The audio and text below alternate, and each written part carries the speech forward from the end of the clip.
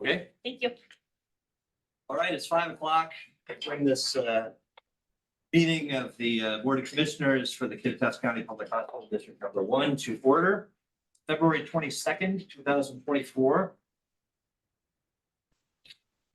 As we, Mandy, do you need a roll call or you all right? Good, thank you. Okay.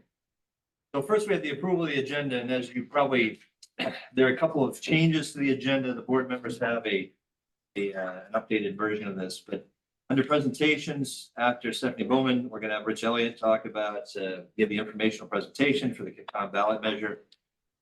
Because of some recent events, Jeff Yamada is gonna give us a cybersecurity update at the beginning of the reports and dashboards.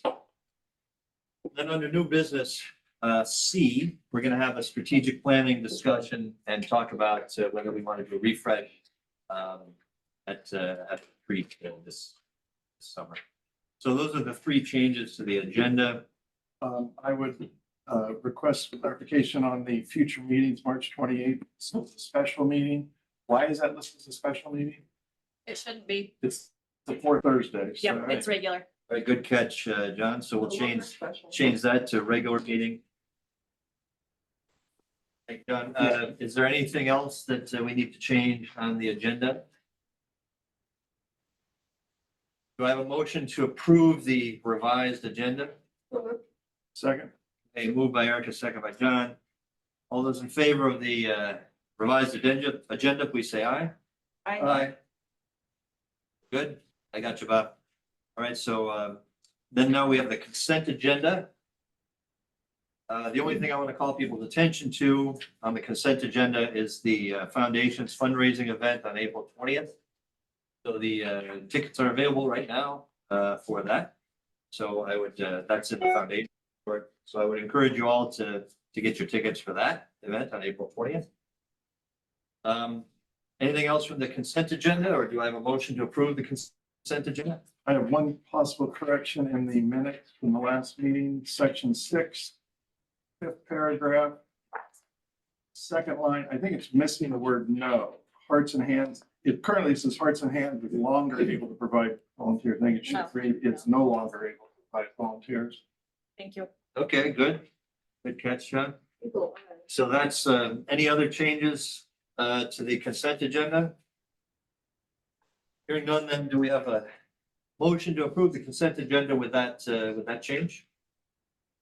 So move. All right, motion from John, Second. second from Erica. All those in favor of approving the consent agenda as revised, please say aye. Aye. Aye.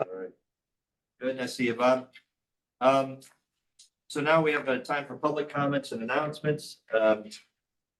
Just a reminder, please try to keep your public comment to 3 minutes. Please begin by stating your name and your, where you live, where you're from. And keep in mind that we do not respond at the public board meeting to public comments or announcements. Is there anybody here who would like to make a public comment or announcement?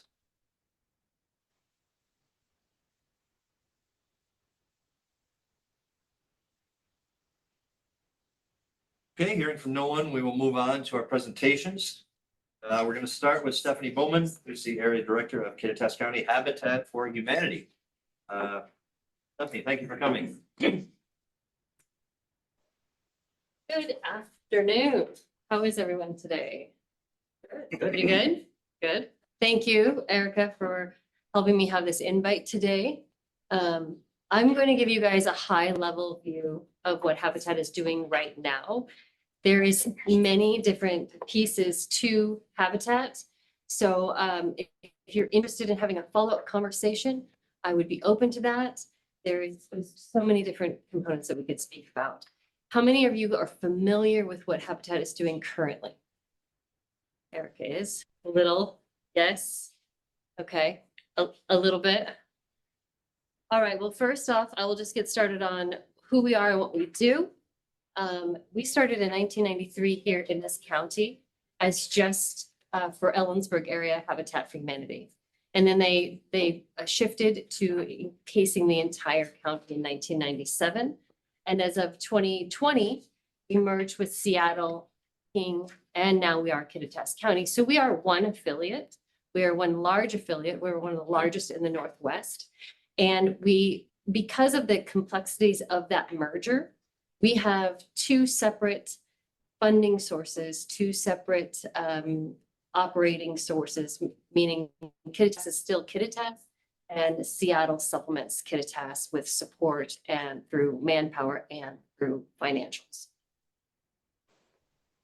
We are on the spectrum of affordable homes. We are right here in the affordable home ownership, right at the top, right before open market. What does that mean? We work with the HUD given AMI, annual median income. Are any of you familiar with that terminology, annual median income? Annual median income is set every year off of what is statistically what the income is for each earner in our county. Right now, one income earner under HUD is, if you're under the 80% AMI, you're at about $50,000 a year of income. So those are the homeowners that we work with that are in the 80, 70, and 60%.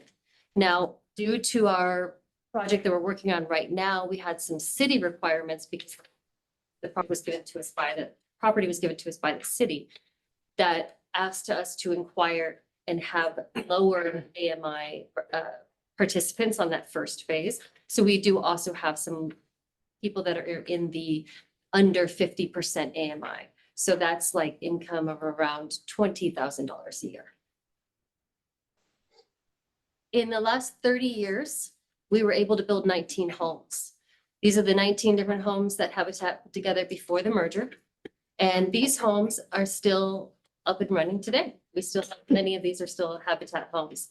Now, the interesting thing about pre and post merger is that these homes are not in the land trust. Habitat for Humanity now has moved to a land trust model. And really COVID is what brought that upon us, is because people were realizing that they could go through the mitigation legally and sometimes just go ahead with sale and sell a Habitat home, even though there is a requirement in their contract, when they contract with us, that they can't sell them on the open market to keep them permanently affordable. So we've gone to a land trust model, and now we're putting in a development of 18 more homes. That's the Stewart Meadow project. Yes. So you don't have to get too much on the weeds here, but how does the land trust model help you with to avoid that?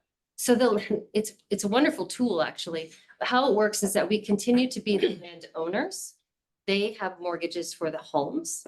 And so those, the land trust is 99 years long with a renewable of 99 years. So the property will always be a Habitat property. There is no way to sell it. And there's no way to sell just the structure without the property because of the way that they're built. They're not mobile homes. Thank you. Yeah. Part of part of what we do is do construction. We have the 18 homes right now that we're working on. We're already looking at other properties, one in Cle Elum in particular, that we're hopeful to be able to talk further about for 2024 and maybe develop in 25 or 26. These are some of the qualifications that a Habitat homeowner has to go through in order to have these homes. They are not free. They come with a lot of sweat equity hours. They have to hold a certain credit amount. They have to show a need. A need would be things like they're not on a current lease, they have never owned a home before, or they are in a homeless situation. This is the model of the Stewart Meadows, the homes that are being built now. We're very excited about this. We will have the home dedication on May 18th, where we dedicate the first 6 that will be completed. And this is what it kind of looks like as an example of how our Habitat model works when it comes to funding. So when a participant works with us, we bring them in, qualify them for our program, qualify them for the home that they're receiving, but their mortgage will never be more than 35%. Their mortgage, taxes, and insurance will never be more than 35% of their current income. And once they have that mortgage set, the mortgage will never change. It is not fluctuating. It does not have to be reviewed. What's wonderful about that opportunity and how that works is that a homeowner they can deed or will their house to their next generation, and that next generation would have no mortgage at all, and continuing that continuous wealth wealth building. And stop me if you guys have any questions, please. Well, I did, so if they're, when they will it, Mhm. they're making $100,000 a year, they still get it? Yeah.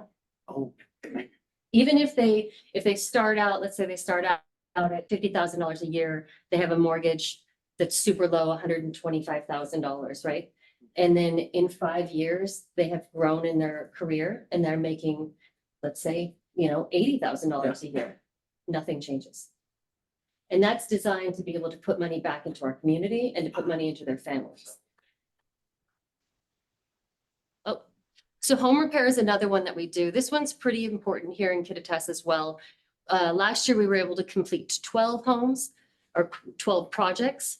This year, so far, we have over 20 applications already in. And this is to keep people housed. This is for people that are also in that same AMI, but they are unable to handle large repairs expenses.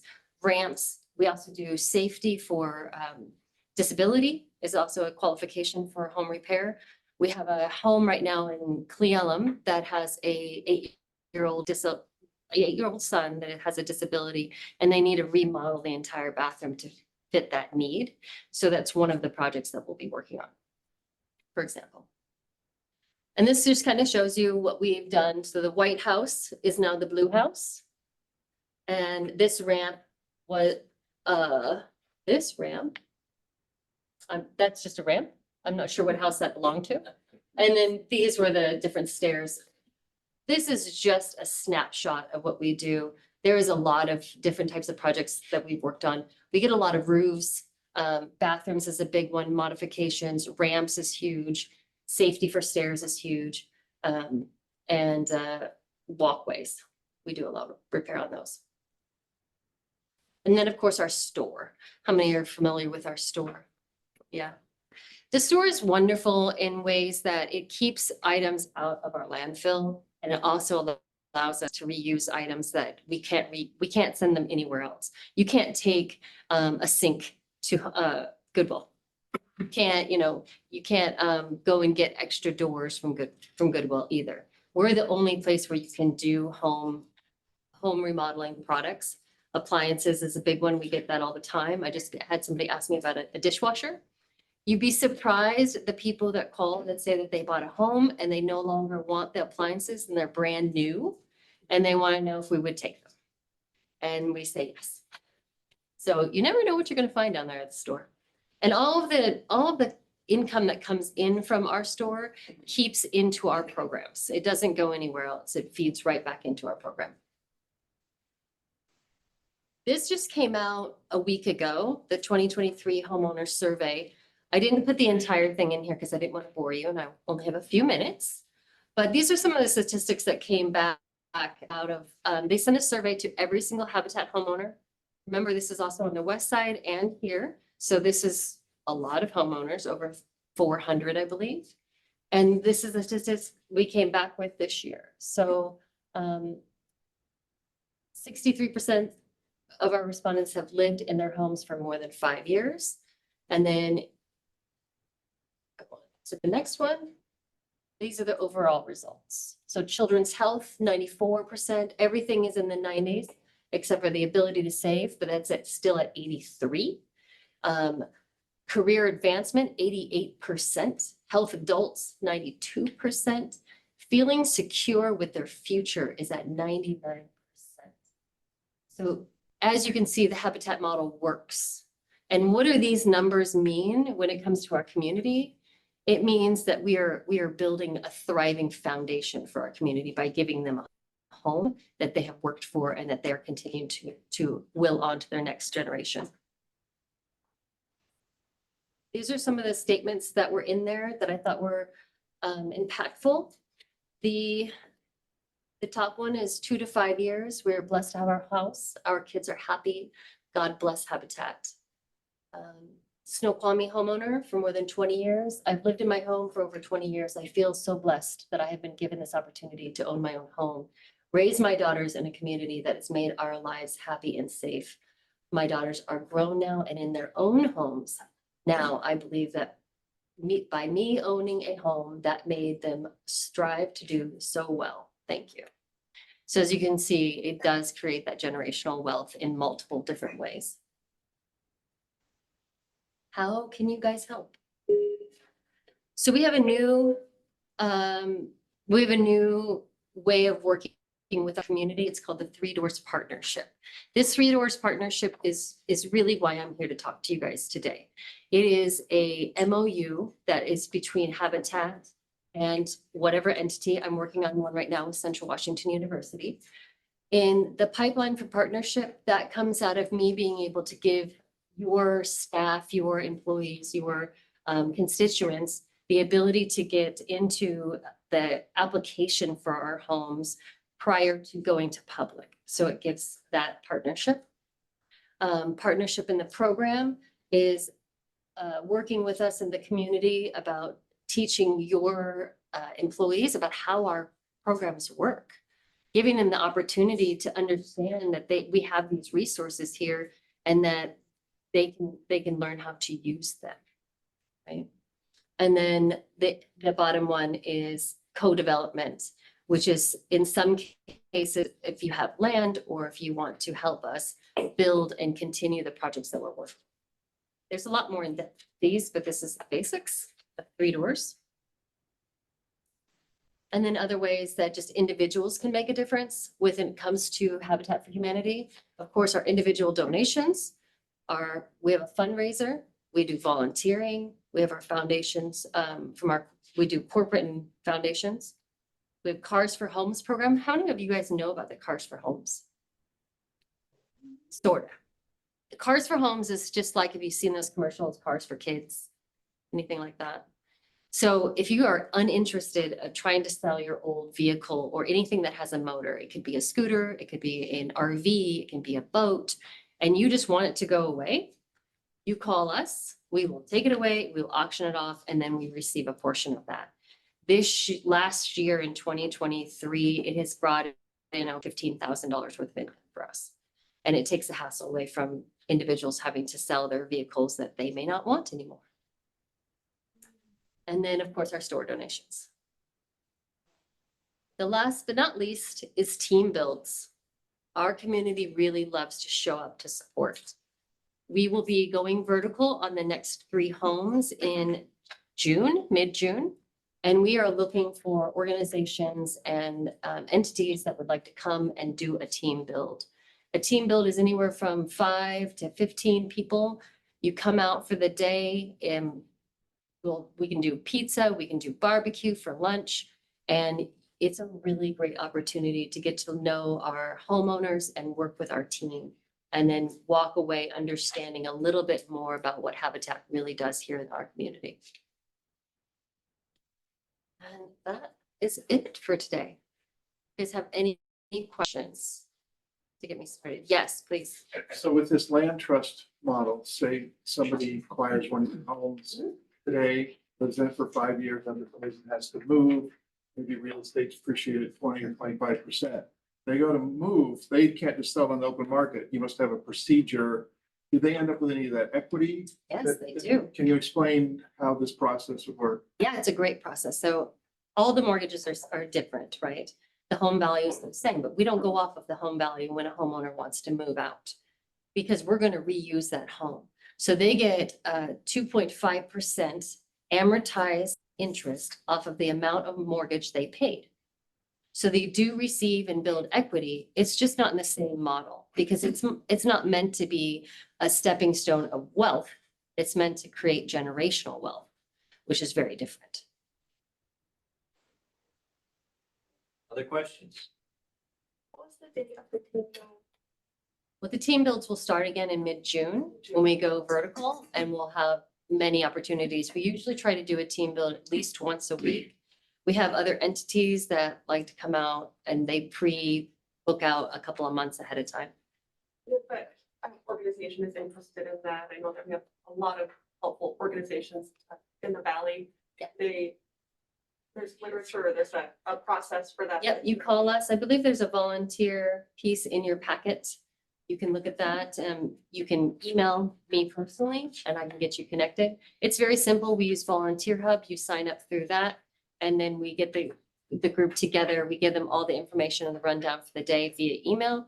They show up at the site, and then we go through safety, and then we talk about the project that we're going to work on that day. Pretty simple. Any other burning questions? Yeah, any other questions? Well, again, if you would like to get a hold of me to talk more in depth about any of these pieces, please do so. My information is all over this packet. And I just really appreciate you taking the time to hear me today. So thank you. Thank you very much for coming. Appreciate it. All right, next up, Rich Elliott's here to talk about the sales tax proposal for Kittitas. Does anybody not get one of these that would like one? Thank you. My name is Rich Elliott. I'm not here for KVFR. I'm not here for the city of Ellensburg. I'm here for KitCom. I'm the interim director and would like not to be. But we had a serious health issue with our director, so we're in the process of replacing him. So KitCom is the 911 service provider and radio or emergency service dispatch agency for all of Kittitas County, exclusive of the State Patrol, DNR, and U.S. Forest Service, which use sectors in and Yakima.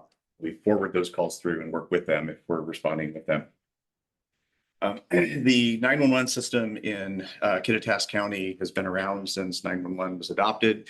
But in the early 1990s, we created a cooperative venture between all of the emergency service agencies, police and fire primarily, EMS, but we also do some additional dispatch for like the coroner's office and public works and those types of facilities. When we built KitCom, we built it with 1980s technology. It was an analog system. We bought very high-end, robust analog radio communication systems and installed them around the county, around the population centers, and basically being able to see down all the drainages for radio communications. Some of this, the equipment was used when we purchased it, but extremely high quality, and that system has served us since the early 1990s, essentially undisturbed, with occasional replacements. Where we are right now, and somebody asked me this question, this is not the 911 system, the incoming, that has been progressively upgraded as we've had to with state money to fund the 911 system. What has not been touched largely for the last 40 years is the radio communication system. So that's the signals that go back out from KitCom and allow us as response agencies to talk to each other. And the connection back to the hospital district board is obviously you guys are you guys are an indirect provider for emergency medical services in hospital district 1 through KVFR, and you receive many of your customers through our services. And efficient delivery of those patients affects patient outcomes. And so that's kind of the indirect tie. The system is old enough now, and again, analog, that the legacy equipment, the companies that built the equipment no longer service it, and not only no longer service, they won't even talk to us because we weren't the original purchaser in some cases. So we have a vulnerable system. It is starting to age out and show signs that there is an imminent collapse of some major components. And so over the last 15 years, the state legislature has changed the way they fund our system. 911 used to be entirely based off your landline phone line. You would pay an excise tax. That money went in and was sufficient to fund the 911 system in the entire county, including the radio systems, or largely with the radio systems. What happened about 15 years ago is the state legislature was looking for money and they raided some of those funds. That sort of coincided with the transition from landlines to cell phones, and the cell phone excise taxes weren't initiated at the same time, at the same rate, or at the same time that we were transitioning. So there was two sort of significant erosions of funding to the 911 system. Cell phones have eventually caught up, but in this county, I don't know how many of you guys have a phone line that is not a 509 phone line or wasn't purchased from a provider that services this area. But if you have not converted your phone over, you don't have to change your phone number, but if you have not said, I want a local provider listed on my phone, your 911 taxes are going to wherever you bought your phone. And that's a bigger issue for Kittitas County than it is for most other counties. My guess is a lot of our 911 excise tax money goes to King County. Regardless, it's the way the system is, and we're going to try and correct that through public education. that's a drop in the bucket compared to what we had. We had the Homeland Security, it's called CISA, come in and do an evaluation of our system. They found significant vulnerabilities in our system, and we were starting to have system failures. And so what we proposed through a citizen advisory group and the county commissioners was to exercise the ability to collect a 0.2% sales tax for radio and 911 infrastructure. That's what this is. This is not operational money. This is entirely capital money to replace, upgrade, and maintain the system into the future. We're one of 39 counties and 34 have passed the tax. We're one of 5 that haven't yet. This is on the ballot for April 23rd. You'll get your ballots weeks before that because obviously it's a mail-in ballot. This will produce roughly conservatively about $2.3 million a year and allow us to fund the infrastructure upgrades that are necessary to maintain the system's integrity and reliability over the next 8 years. And then the way the taxes, the way the proposal is written, the county commissioners did not amend it. We thought they would.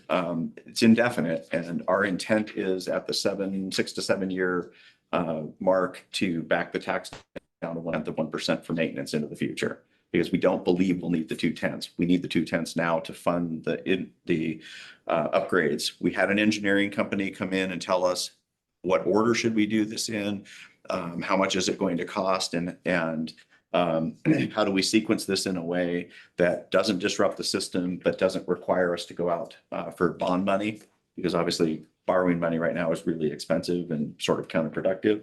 So this is a fund as you go replacement plan. And this will sort of solve one of the major issues that's confronting our emergency response agencies and our communities. It's a sales tax, so it is paid roughly by 40% of the sales tax revenue in our county comes from people who don't live here, but they do impact 911 services. Recreational and people traveling through the community do put a burden on the 911 system, but they don't pay for anything for those services. Sales tax, they will contribute towards funding the system, and obviously residents will pay the other 60% roughly.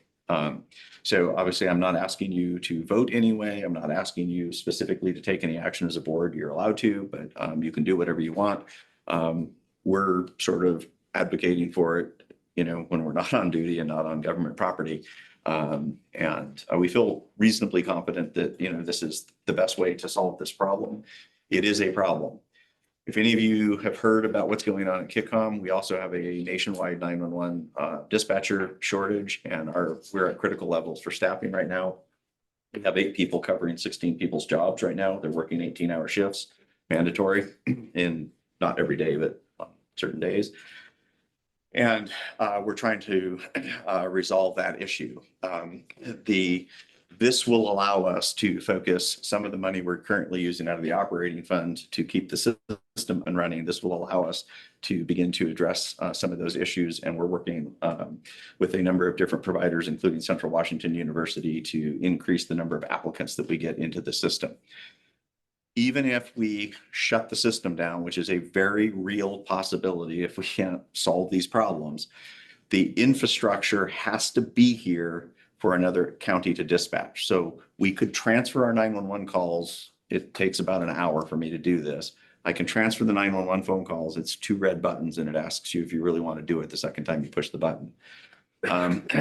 To Rivercom, MAC, which is Grant County's dispatch, Rivercom is Chelan Douglas, or Suncom, which is the primary dispatch center in Yakima County. We could do that. We know by virtue of a quote we got from them 5 years ago when we were looking at these issues about whether regionalization made sense, that it'll cost the taxpayers in Kittitas County about 50% more than we're currently paying for our own center, which is counterintuitive, but that's what it costs. We also know that there will be a slight delay in the dispatching services we receive from another county. We won't be able to customize those services. Regardless of whether or not somebody else answers the phone and talks to our emergency services provider, the radio infrastructure in Kittitas County has to be intact, and it's a local responsibility.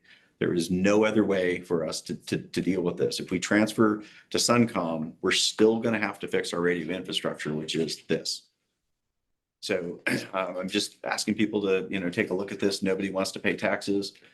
This is somewhat the best option out of the list of options available.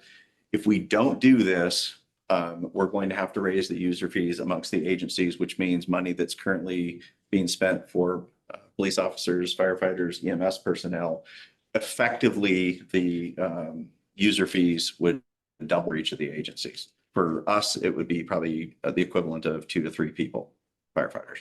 It's about $300 and something thousand that we would pay annually. I don't know what Hospital District 1 would pay. You guys wouldn't, your entity wouldn't pay anything. Your taxpayers would pay more for those services, and we would just simply have to take that out of a different part of the budget. That's the alternative. That's the only other funding mechanism for this. These upgrades will make us eligible for federal funding. Right now, we are not. Our system is so antiquated, we didn't meet what's called P25 compliance, that we submit an application for communications funding through the federal government, and it goes over in the pile that they're not going to consider it because we're not compliant. You have to hit that threshold to then be compliant. They want to see local investment. This is a combination of years and years of good intentions and bad decisions.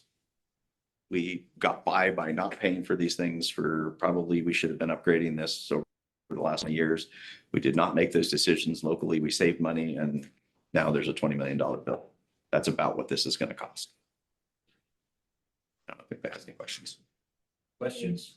Yes, ma'am. 50% of a vote, or is it a 60% vote? 50 plus 1, 50 plus 1. 50 plus 1, simple majority. And then there's a QR code here. Yep. Can I find this flyer at that QR code if I wanted to share it with others? I absolutely believe so, and there's information there. I think my contact It's actually information. not exactly the same, but Close. it's actually more in depth. All right. Awesome. Then the Absolutely. company that's helping us do this is doing their job. So, yeah, absolutely. And if you guys have any questions, and obviously you're free to, promote this or oppose this and promote that too. So, thank you. Thank Can I just say, your partners in Hospital District 2 deal with the Kittitas issues every month. We are one of the users, is not one who pays these fees. And in talking with the crews up there, the Medic One crews, they are all enthusiastically supporting this on their own time and through their own associations. So it's particularly in Upper County and our associations there, it's well. And one last thing, the tail end of the plan. So we replace the critical infrastructure that was in danger of failing. We upgrade the system effectively. Most of the system will upgrade from analog to digital. There's still some backbone components that can stay analog indefinitely, and there's some advantages to that. But the last years 7 and 8 of this plan, there is money in the tax initiative, and we've conservatively projected $1.15 million per 0.1%. There's money to put in 2 additional repeater stations. Right now, there's 6 repeaters around the thing that simulcast. So, we have Stampede Pass, Baldy repeaters and stuff like that that can see into the areas that are drainages effectively. There are 2 drainages that have been begun to be developed in that didn't exist when we first designed the system. And so they're adding 2 repeaters will have less dead zones.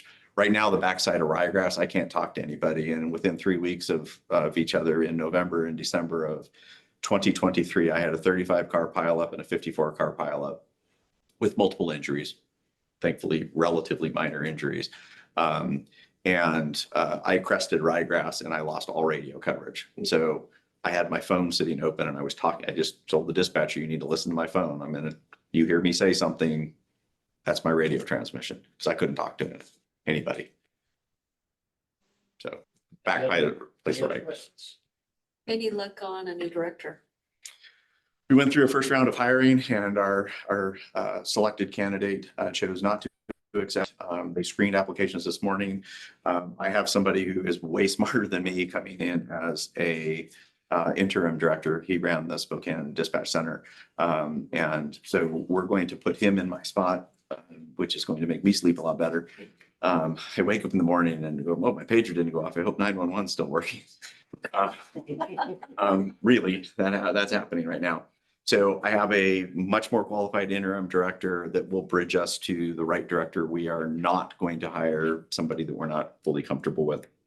And that could happen as early as the end of April. Anything else? All right, thank you very much. Thank you. Thank you. All right, next up, we have reports and dashboards, and we're gonna start with Jeff Damata with a cybersecurity update. Sure. So we've received notice probably last night of a breach from one of our vendors. So Change Healthcare, who is under a company called Optum, who the parent company is United Health Group, I think. Anyway, we received notification that they had a cyber breach. And in doing so, which is what they were supposed to do, is they detected the breach early, isolated the incident and basically shut off all the connections. And so right now we are receiving updates. A lot of the updates are the same right now. I know they have engaged with the FBI, engaged with the American Hospital Association and others, because this affects a lot of hospitals nationwide. Some of the areas where we're affected is in pharmacy. So, and this is all retail pharmacies. So insurance verification is affected. We were potentially affected in imaging, but we know now that we're not.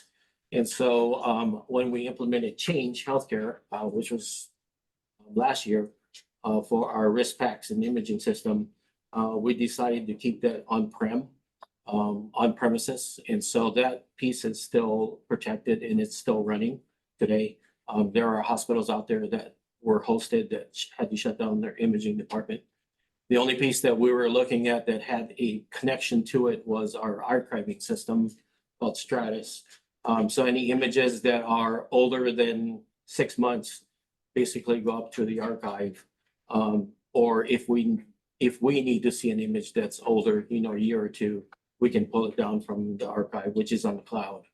But that was shut off by Change Healthcare during this breach as well. The only piece to that we're working in the background is, okay, how do we, maintain a storage of our internal images for a longer period? Because right now, images go up on a daily basis up into the cloud as those images are older. So we're working on that background storage, and we do have space in the house. We just need their help, their resources to divert that into one of our storage units. And then the other piece is around the rev cycle. And so 3 areas, the remittance are affected. Eligibility checking is affected, and our claims going out is affected. And that is through a third party. So Cerner uses Optum as their third party to do that. And so basically that connection is severed. So all of our claims are queuing in the background, but really nothing is going out at this point. So there is a meeting tomorrow with the CEO of the American HA, the cybersecurity former FBI agent, John Riggy, who had sent me an email earlier this morning about it as well. And then also, so we're going to jump on that call just to see if there's any other updates. We're planning for a long-term effect of this. And so even though a lot of their systems may not have been affected, the basic thing is to shut everything down and then reevaluate, either how far they have gotten, or as you start to mitigate your environment, you can start to turn things back on. And so that'll come in the next couple days to a week, I think, as we see. So right now, as I said, many hospitals across the nation are affected by this. Retail pharmacies and others got a bunch of texts today from other hospitals not being able to get claims out and just confirming that, that we're in the same boat.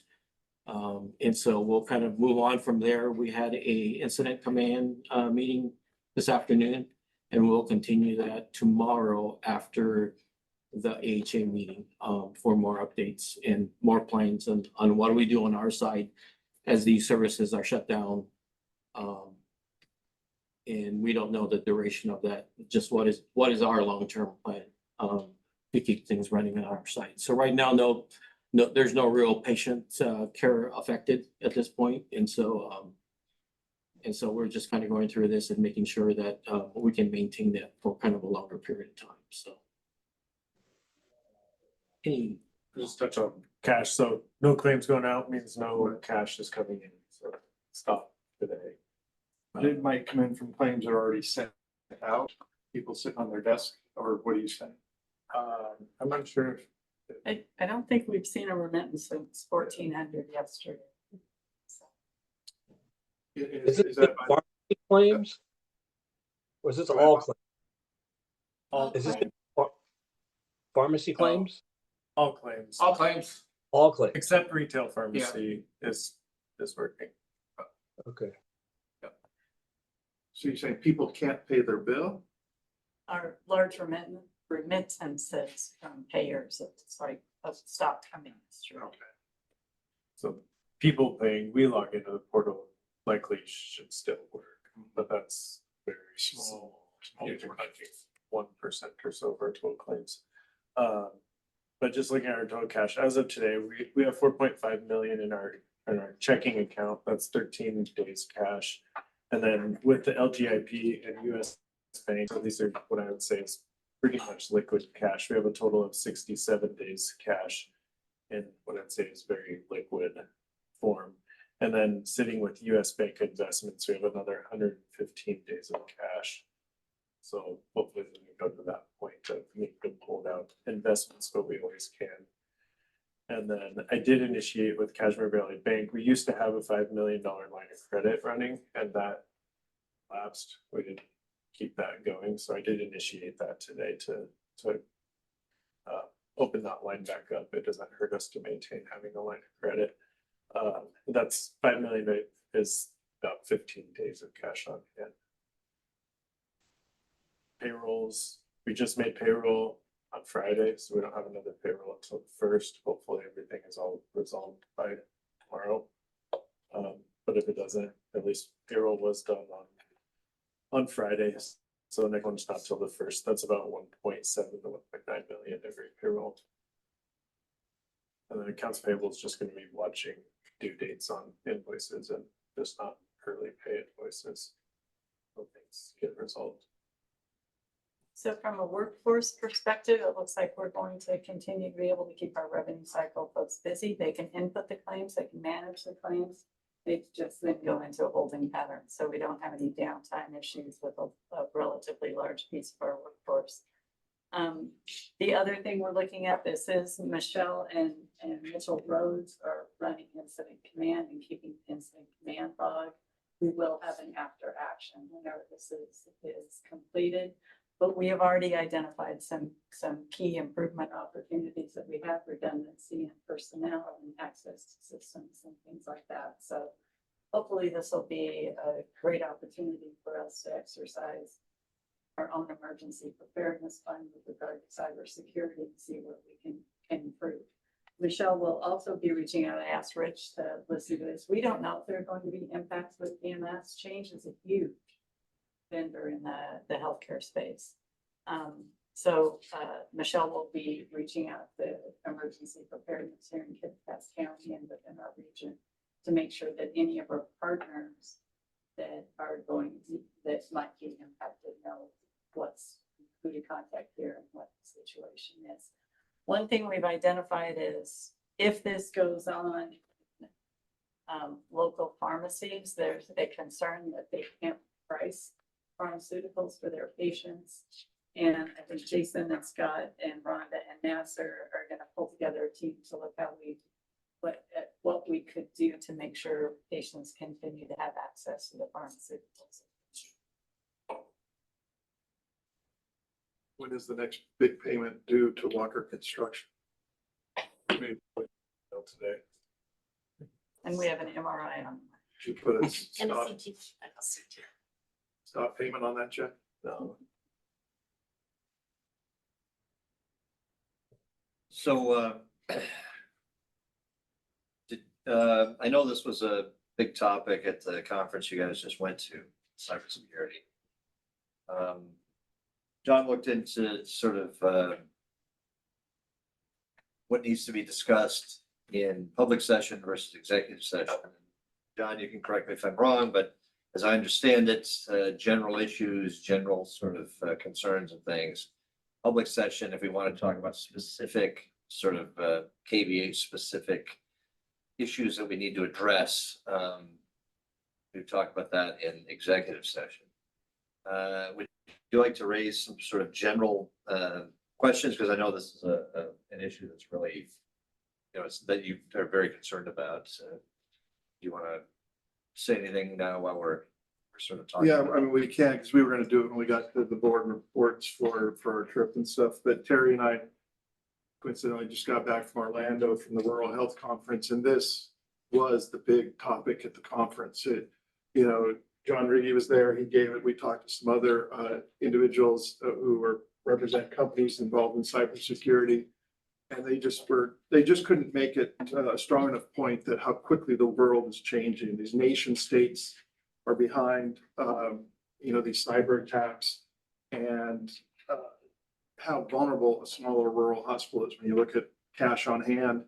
And when you're shut down for a day, a week, a month, half a year, you reach the point where you can't keep going. So one of the topics that Terry and I were going to talk about was looking at our cybersecurity profile, work with your department to say, we want to make sure as a board, we're providing all the resources we can to make sure we minimize the risk. As everyone we talk to, you're never completely protected, but we want to make sure we're getting the obvious things. Now, it sounds like today's or yesterday's thing that's affecting us today, in no way were we penetrated. It is just our vendor who happens to run half the country's important medical related stuff. So I talked to Jake today, who's in Florida. He was one of the ones that we met with, who runs a cybersecurity firm in Seattle. Incidentally, they used to have an office in Ellensburg that shut down because of COVID, because everybody went remote. So they closed down the office, and a lot of the people that work for them still live in Ellensburg and so forth. And he was very willing to come over here to the next board meeting and walk us through what he sees as state of cybersecurity countermeasures, so to speak, and work with your team to talk about running some tests and stuff. Now we've got a live one going on, so that may be a moot point, but there are other aspects that we're personally attacked that are different than what we're experiencing right now. Mostly it's a financial and prescriptions and some other things that we're dealing with. So what I was hoping to during our report was just to get a consensus for the board. Are we interested, just like we saw with Habitat tonight, in next month having a presentation on some of that? And if we thought there was useful information, either that vendor or another vendor in conjunction with you to say, is there more resources we should be bringing to this? Yeah. To support you and your team. Right. At whatever level. So that's, Yeah. And like Matt said, so that's the global, real high up view we do in the public session. If we get into specific threats, we're allowed to take that into executive session, obviously, so we're not revealing weaknesses. Yeah, and we can see, whether we have gaps in the vendors. So we currently have multiple vendors that we're using, right? Yeah. And so whether there are additional testing or whatever monitoring that we can do, we're totally open, but yeah, totally.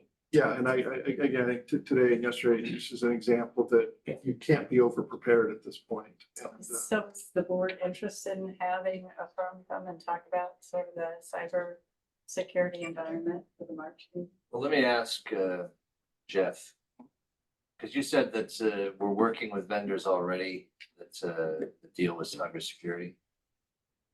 Yeah, so we have quite a bit in place. So I guess I would ask you, hey, John, and I think the board is behind John on this, like, we want to do whatever we can to support you. Is there something you think that you need? I mean, would this be redundant to have, this other person come here and speak? So in other words, I don't want to voice something on you that you think is completely unnecessary, but I also want you to have everything you need. What's Right. your thought on this? So if it is about awareness, then I'm all for it, and what opportunities. But in that review, what things additional could we do here So whether it's, through our current vendors or not, I mean, what are some of the additional things that we can do here would be great. And so we are all also, every year we progress a little farther in what we're adding and what we're doing. And so the support of, being able to do some of those additional things here would be very, very helpful. So. I guess I'm wondering, would this be, I mean, is this someone who's coming to try to sell us on another vendor, or is this someone who's trying to raise awareness? Like what, Is it consulting or is it a product? yeah, is it a pitch or is Gray it, area there, yeah, too. so what's? Well, I think he's going to try to do both of those. But the other thing that's interesting, the company is called Critical Insight, and they currently support the Ellensburg city. They also support CWU, and the CEO lives in the Upper County for that company. So it's kind of interesting that they're already in the county to a certain degree. Unfortunately, their office was closed here, but a lot of their employees still here. So they know probably a lot more about our county here. Well, since Rich is still here, I don't know if he wants to put on his mayor hat, but do you, this company, I think, does some work for the city of Ellensburg. I'm not sure how, involved you are in that. Or can you speak to anything as to cybersecurity in the city of Ellensburg? Yeah, we were attacked last year. I didn't want to say that loud. Yeah, no, and actually, I just texted the city manager, and I think that, anything that we can do collaboratively. I mean, obviously, this is one of the things that our IT department looks at. But I don't have any specific knowledge about, we know that we put time and effort into this, and that, anything we can do to improve this, because it's not the last time. And Do you feel that, Ben and his team working with this company, it's been a positive from what you've heard? I mean, I assume if they're still. working with them. absolutely, and we were able to recover a bunch of the things that were attacked. We were able to go back and actually recover. So they helped us. It paid for itself. Yeah. But yeah, this is going to be a big deal. Yeah. And I know from the city's perspective, we can't. I agree with you. You have to be vigilant. You have to keep looking at the next thing, because they're going to keep compounding this. So yeah, absolutely, we would be interested in, looking at whatever is happening, and if there's a way, because we're linked, Yeah. at least indirectly. So yeah. Well, thank you. I really appreciate it. Yeah, Jeff, the reason I keep going back to you is because I want to be mindful of for its role. We're here to provide governance, oversight, and strategic planning. And if cybersecurity is a big priority. We want to be careful. We want to make sure we're protected. But I don't want to start telling you which vendor to use. Right? I don't want to force that on you, because that's not my decision to make. That's not the board's decision to make. So I'm all for more awareness and stuff like that, but I also don't want to give the impression that you've got to hire X, Y, or Z. Yeah. And so that's why I'm a little Well, nervous. just, my conversations with Jake, I made it clear to him that these are two separate things. Right.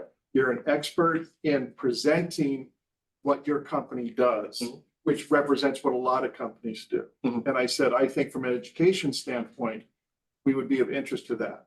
Yeah. The decision to move forward with a vendor is a separate, Yeah. consideration. Now, logistically, having that they're working with the city, they're working with CW. There's a lot of pluses that say if we did move in that direction, they've already kind of been vetted, which helps a lot. Right. But we're not, like Matt is saying, we're not saying Yeah. this is who you're gonna work with. I just want to make it clear, we're here to support your team any way we can. And I don't think you can have a team that's too strong in today's world, because the risk Yeah, is so high. No, I always said, the challenge in a rural health is you're held by the same standards every other big hospital is, right? You just don't have the resources. Yeah, I don't have the So, resources. so over the last 5 years, we've been trying to build this. And so I think where we are today, I sleep a little better, but, there's always room to add to what we've been doing. And so my take is if they offer something that we don't have, yeah, I'm totally interested. Or if there's something that, some of our vendors don't pursue. But the vendors we use too are all basically healthcare, hundreds of hospitals, best of breed, best practices. So I'll definitely look at it if, that's the case. And I look at vendors all the time, Yeah. so, you know, I get hundreds of emails a day on different vendors and, different presentations, so I'm always open to look at, you know, other opportunities, for that sake, so. So to come back to Julie's question, you know, whether we would want a presentation of this. As an educational. Yeah. Educational thing, I'm all for it. But I just want to make it very clear that, this is your call, ultimately Julie's call. This is not the board's call about which vendor you use. It's just all about us understanding what's going on. So if we invite this guy here, I just want to make it very clear that we're not pushing anything on you, that we're not even, that that's your call. Right. So Yeah, is that clear? Now, another thing I talked to him about is if we were to move forward and have him come do a presentation, Bob's got a question. Oh, yeah, let's let John finish and then. is that I'd want him to communicate with you in your office before the presentation to fine tune some things, because again, he wants it to be as relevant as possible. Right. So like you're saying, the two of you could talk through where you think the best information for us Yeah. could be and so forth. So there would be some coordination, but not as a vendor, like we're paid to work with you. I'm gonna give a presentation at your facility. Let me talk about some things related to that. So. Okay. Yeah. Bob, you had something to say, go ahead. Yeah, so is there someone that's like healthcare specific? Because, I mean, when you're dealing with, you know, dozens and dozens of insurance companies and other vendors and purchasers and, you know, I mean, it gets very complicated with healthcare. Maybe the state have access to someone that could also present from a healthcare Oh, perspective? yeah. So all of the vendors we're currently using are basically healthcare. So, I mean, that's, you know, that's where, and the ones I previously used at other locations is all healthcare. Yep. And this company is very connected to healthcare also. He was a co-speaker with the AHA cybersecurity expert, you know, on one of these panels. So they work together all the time. Okay. So as an educational sort of informational presentation, how does the board feel about having them come by? Is that something the board would be supportive of? I would support it. Yeah, I would support it too, because I think it'd be very educational. Okay, And then when I talked to him personally down in Orlando at the meeting, I also told him how Jeff was doing really good cybersecurity. And then when I got back, he also told me down in Idaho, there was a hospital down there that they are supporting that had some issues with our cybersecurity in Idaho, and that's pretty close to us. I gave that information to Jeff so that he would know some of the other things they were talking about. okay. So, but again, I want Julie and Jeff to decide the person that would be the best cybersecurity, and I would support that because it's not for us to choose the company. It's just to support you so you could have the one you want. Yeah, that's good. Thank you, Terry. Yeah, you're the CTO. I'm not the CTO. Okay. I couldn't be. And I'm not gonna try to be. There's a joke at the end. No, I couldn't be. I'm not gonna try to be. And so I want it to be very clear.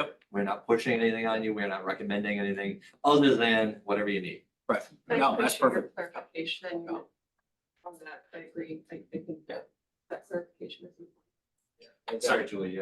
No, I was just gonna say, I believe I have the slide deck from the presentation, so I can reach out and take it from here and put them together with Jeff if Yeah. you're interested in a March presentation. Sounds good to me. Is that something, any other presentations, or Mandy? would we just? I know we have safe catch and I believe compliance. That's all right. We can finish. Okay, All right. all right, I got it. Thank you. Yeah. Appreciate it, Jim. All right. Next up, then we have quality, Mandy Olson, Chief Quality Officer. So my report starts on page 11. And this is the second time that you'll see, instead of in the consent agenda, we have the 5 minutes, we have the summary from Quality Improvement Council. So if you have any questions about that, just a little reminder about why that is. Surveyors had asked us to be more specific about directions that were being given from board members and QI council to the organization and there's specific cases that we talk about.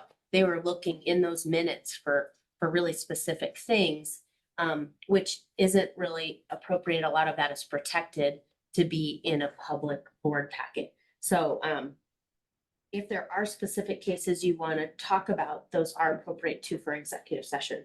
But that's why it's summarized here, and I can still talk about plenty of it, but I'd love to take any questions you have about QI Council. And I'm sure Matt and Terry could speak to that too. Do you If have any questions. anything you want to say about it? No. Okay. So Entala, we made it through and Some should Julie's feel good report. about that, it seems like. Yeah, I promptly got sick after they. That was Held on a just bitter until end. the investigator left. So, yeah. And I just, it's in my report, but I want to call out the extraordinary work that the team did. Again, this was an investigation, not a survey, so the environment's a little bit different, but Kimmy in diagnostic imaging, if you run into one of our ultrasound techs, thank them for their commitment to 24/7 coverage across the board, and Dr. Schmelzer, and I'm blanking on emergency department. Cody, thank you. Cody got the education out to their teams and updated everybody incredibly quickly. And that is an update, and Julie has it in her report, but the fire marshal did come, and so that the hospital survey is now closed as well. Thank you. Yeah, and then for the dashboards, I do want to, just the one thing I want to point out is that in the summary, it talks about the median time to lytics administration for patients with stroke. So just to be really clear, in case there was a delay in the administration of lytics for one patient, but it had to do with the patient wanting time to consider the risk and benefits of the lytics. So that was the patient's choice about that timing. Be involved in their decision making there. So Yeah, that's on page 14. So that's the explanation of that. Pick up there. Any questions about the dashboard?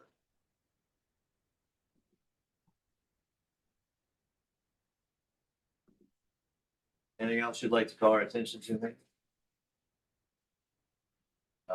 It was a really good QI council meeting that we had, and you can see the summary of it here. A lot of topics covered, we crammed a lot in and covered a lot of ground. So I was glad to be. well, I guess I would say one thing.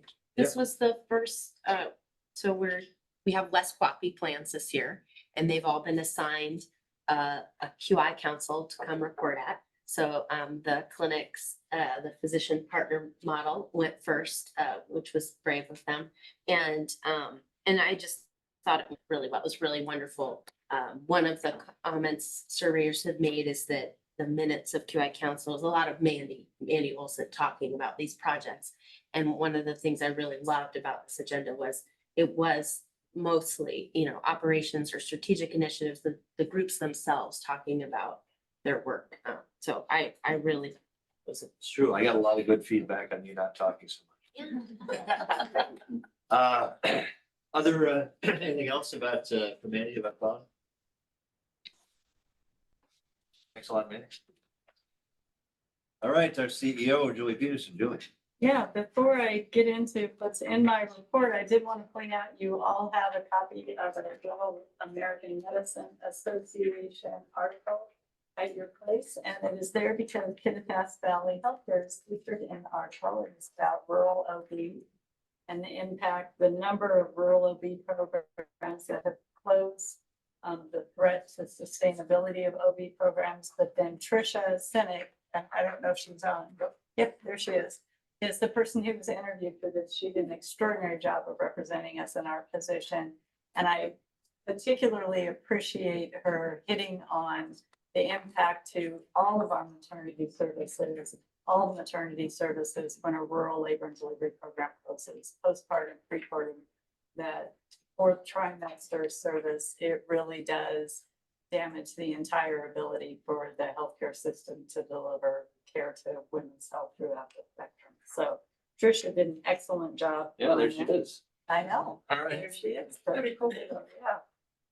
So a big shout out to Tricia for that and just exceptionally well represented the conundrum we're in rural labor and delivery.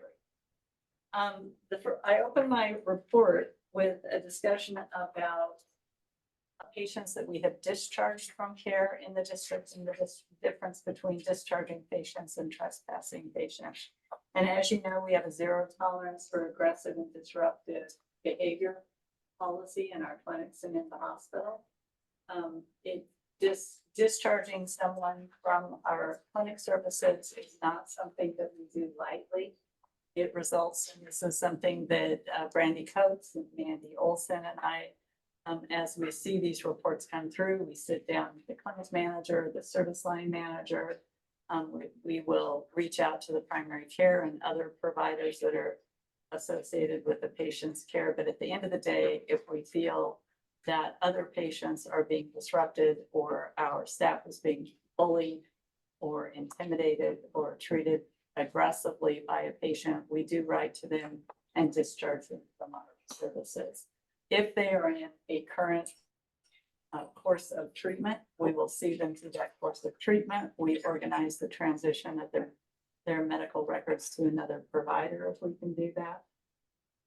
But at the end of the day, we are not willing to have someone repeatedly come into our services and disrupt our care and bully and intimidate our employees. So that is discharging people from service. We also, in extreme cases, will trespass people. And this generally involves the Ellensburg Police Department, and people at that point are told that this would prohibit them from visiting someone in the hospital. This would prohibit them from receiving laboratory or diagnostic imaging services in the hospital. So this is someone who has come in and threatened our staff or otherwise abused our staff in the hospital or in other settings. And they are told outside of emergency care, they need to seek their care elsewhere and that they're not allowed on our premises. Any of Our previous services. And one of the situations we used to have is someone would come in and a clinic manager would discharge them from one of our clinics. So they'd take their records and go to family medicine Cle Elum or go to family medicine Ellensburg. We don't want disruptive and aggressive or abusive patients just moving from clinic to clinic. So this applies to home health and hospice. This is particularly with home health, that is a very vulnerable situation that we put our employees in. So we want to be very mindful of that if they're going into people's homes. And if the family or the patient can't be relied upon, then we want to be very careful about those situations. And physical therapy is another one that occasionally has issues with patients and we discharge. So. Other than that, I'm happy to take questions. Amanda, here's something that can speak to her human resources report. It's obviously, Mandy, when you take note of the minutes, just be sure to emphasize what Julie emphasized here, that no one is turned away from emergencies. Any questions for Julie before we go to Amanda? Oh, awesome. Yeah, Bob, go ahead. Yeah, hey, so Julie, so those people are notified by like certified mail, right? Or, yeah, That's correct. Yes. Good. Anything else for Julie before we go to Amanda? Okay, Amanda? Yeah, so I've had opportunity to do some fun training and project work lately, so I highlighted some of those there. I do just want to give a shout out for our new hospice home care program, which is really exciting. And you'll see a summary about that there, and Rhonda is able to speak to that as well. But we started that with the transition of hearts and hands of Kittitas County. So Kyle, Rhonda, the home health leadership, and several other folks, staff development, onboarding, and HR have been working to onboard the volunteers, communicate with them. We had kind of a luncheon session to learn about KBH. We had, I think, 4 volunteers, dedicated volunteers of hearts and hands come to that. So we're slowly working through contacting them, getting them connected to KBH as a KBH volunteer with hospice, and starting this as a hospice program. So it's been a lot of work over the last month. but really great work and we're really excited for that program. So Rhonda can speak to that more. And then just a change on my board report.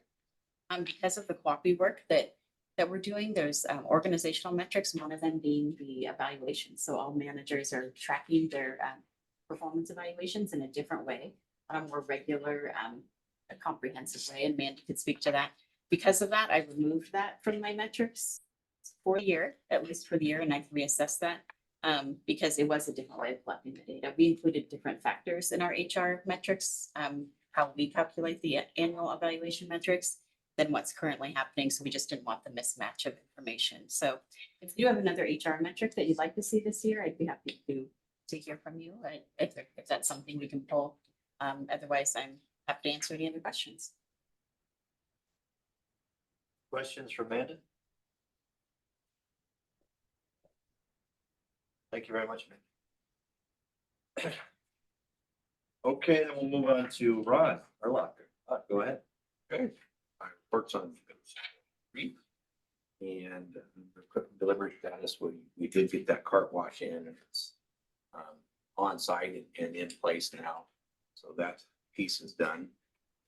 Just in general, a lot of the mechanical electrical roughing has happened in the project. And so we're at the point where equipment's gonna start put into place and connected up. So next week they'll put in the RODI water system. And then following in a couple of weeks will be a lot of the CS equipment. So next week they will be starting the groundwork again. So there's stormwater system that's got to go in, and then following right behind that will just be grading and paving and going on that. So that's kind of what's happening in the project. Since I put this together, we've completed the sewer tie-in and domestic water tie-in was last night. So those were both done without incident. No new unintended incidents since then. And I guess the only other thing I'd point out is just coming on the week of February 29th. That's a Thursday. We'll be shutting down the ORs for the energy project to do all that duct work. And so there's been a whole lot of planning going into that. Contractors in and our end with Dee Dee, making sure we've got everybody notified on our side what's happening. So that's just around the corner. And then there'll be 2 consecutive weekends after that, where they'll start Friday night, be finished up by Monday morning. So you know, we're open for surgery Monday morning, and then that part will be completed. So Great. Just Minimal disruption. Just to tie on to that, just to let you know, we did do this in the past, and so we've had experience. We do not divert ambulances. Basically, we're still going to bring all patients to the emergency department during this time. We will evaluate the patients and then treat accordingly. So the surgeons will still be consulted. We will still have our all of our surgical services staff on and working. We are still able to perform C-sections back in family birthplace. And of course, we'll be tracking, you know, the patients that come and go during these time periods. Great. Any questions for Ron? Can you just elaborate on the transformer issue for one of the pieces of equipment? It's yeah, that was for the cart wash. And it's a European piece of equipment, and so it operates off 400 volts. That doesn't exist in the United States, so they have to transform it from 480 volt to 400 volt, and which is no big deal, but you have to have a footprint for this. And they basically just didn't realize that that piece of equipment needed to be there. And there's kind of an aisleway beside the cart wash that we were in disconnect, and it turns out there's just not enough clear code, so we had to expand the sterilizer room to accommodate those 2 items. and what did it expand into, or what is what? It expands into clean storage, and so we vetted that out with Amy, and she said she had plenty of room in that particular area, so that worked out well. Any warranty differences with this European piece of equipment, or? Thank you. Looks like we have some pictures. You want to walk us through? Sure. Yeah, so the building finish, it's not complete yet, but pretty close. There's an opening on the west side of the building where they left it open to bring in that cart wash and a couple other pieces of equipment. Some big 3-bay sinks. So now that that equipment is in, everything else can go in the main doors. They can finish off that, and their penthouse on the roof is getting that same finish, and they're just getting ready to put the final coat on that. So, and they will be off-site. And there's just the framing inside. That's where the cart wash goes right there. We had to line that pit with epoxy paint. Some of the mechanical work that's gone on in there. And since then, a lot of sheetrock's gone up, and it's really taken shape in there. When will the MRI be delivered? MRI is delivered, still April 1st is the date. So we are looking at, I had 8 days in here, and that's been sitting there for a while, but it looks like that might get out there a little bit more. But they're telling me that we should still be able to hit the CT and MRI delivery date. The MRI copper box is being erected right now. It's just about complete, so it'll be ready for that. And there's a special floor that goes in there. They've got that in, so I think we can keep those dates. The CT is March 28th.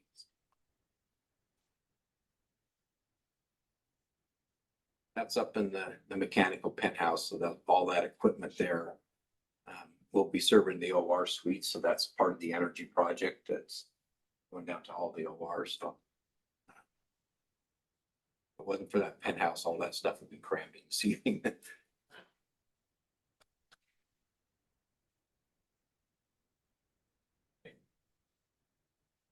Any questions for Ron? That's you, Ron. exciting. Yeah, it's exciting. All right, then we have our operations reports. Start with Davey Utley, Chief Nursing Officer. My report starts on page 32, but one item that I did not get typed in there is that I would like to introduce who the young lady sitting behind me, Kelsey Young. She is a nursing student who's shadowing me for a leadership class for her graduate program. She's working on her doctorate, and she's one of our med-surg nurses. So she's been able to already spend a couple of days with me, and we have many hours to go. So you may see her at other meetings. A couple of highlights. I would like to call out that we did have that med-surg CCU code blue drill. It was actually, we did it on our med-surg floor on the 15th. And the team did phenomenal. Kelsey and I were both actually able to attend, and we had nursing students present. It was a great collaboration with our special programs coordinator, Kayla, Jeff Holdeman, our med-surg director, and Deb Scheib, one of our clinical educators. So I look forward to doing more of those across the hospital. I know, Steve, you've done a few in the clinic. It's just great to see, the training, the education, the hands-on that we're doing. Another item, we talked about the surgical services. I did, I'm happy to answer any more questions, but of course our goal is to, just keep things running down there, stay at capacity. I know closing on a Friday, that's, I think, one of our first days that we've not been able to operate during the week.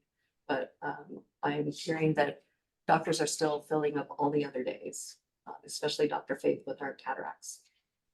And then our nursing assistant training program, we did submit the application to the state, and we should hope to hear back early next month on when we can get that up and running, hopefully very soon. And the virtual dietitian program, since I've typed this up, we've actually had another hospital reach out that is interested in the great work that Jim and his team are doing. So we'll see what else we can do to help support our partners out there. And I'm happy to answer any other questions.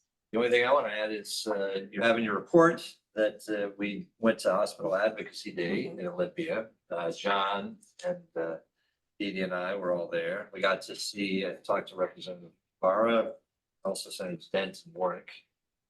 And I think that John and Dee I think. I put ourselves really well. I thought that Dee Dee was, she was a little nervous of being put on the spot, but she did a really good job, I think, of representing the hospital, as did John, of representing some of our concerns, especially around OB and discharging complex patients and some other priorities that Wisha has, but those were the ones that we were particularly interested in. I don't know, do you have anything else to add? No, you did a good job too. You got put on the spot. Well, anyway, I thought all three of us were pretty well spoken, and hopefully, I mean, they were happy to meet with us, and I think there was. I was disappointed that the morning where we started, did our debriefing, they pulled charity care off the list of things to talk about keeping it to Washington State residents only. So they made that decision strategically to not overwhelm with the concepts. But I think for rural hospitals, that's an important one to, get our arms around. So, but yeah, it was a fascinating experience. Appreciate being a part of it. It's a very strong team. It was also really good learning for me, just being new in my role, and I'm trying to follow some of these bills through the process. Did you just say your name in your role?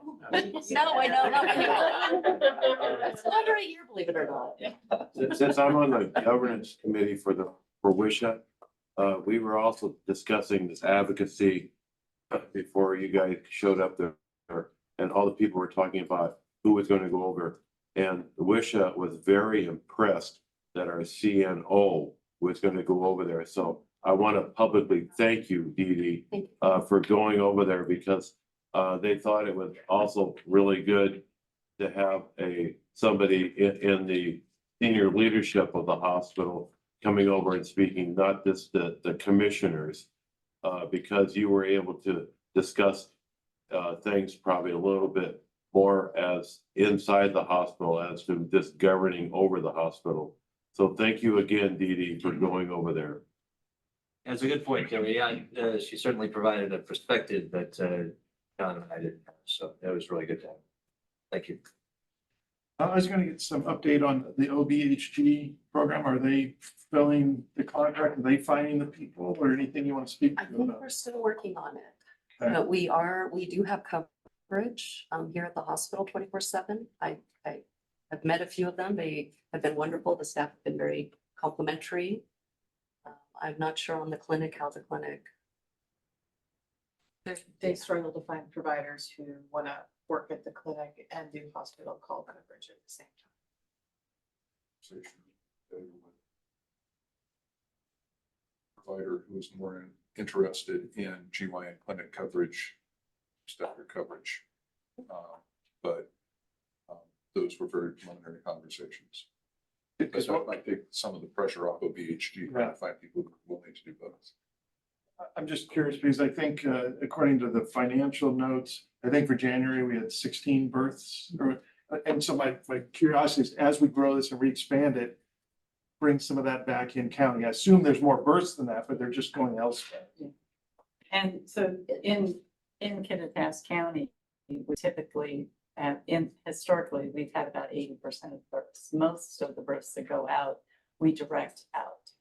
The one caveat to that is Upper County can very easily run over to at 6 o'clock. But in the future, we're not the only ones struggling with this and struggling to provide access to OB. So I would not be at all surprised if we pick up some economic folks as well, as we build a really reliable program. And I know we're also looking at ways to connect with maternal fetal medicine and some of the other services that have sort of cracked and fallen apart a little bit down in the Yakima market. So, but Dr. Martin, you had recruiting today. Oh, it's tomorrow. Oh, darn. Trisha just put in a comment. Oh, it says we have GYN coverage about 50% of the time in the clinics for the next few months. It If I go is to a- that. that's- It is an. Someone right direction. Yeah. Prioritize 24/7 hospital coverage, and they've had less clinic coverage, so the OBHG is finding more candidates that'll go to the clinic and our. Anything else for Dee Dee? Thanks, Dee. Next up, Rhonda Holden, our Chief Ancillary Officer. Yes, my report's on page 34 and 35. I don't really have any updates, but I'm happy to answer any questions you may have. The Beckman chemistry analyzer, is it up and running yet or still a few days away from, Still a few days away. It's being pushed out a little bit to the first week of March. but it's gonna do what we wanted once it's up and running and everything? I think so. Other questions for Rhonda? Thank you, Rhonda. Stacy Olea, Chief of Clinic Operations. My report's on pages 36 through 38. I'd be happy to answer any questions.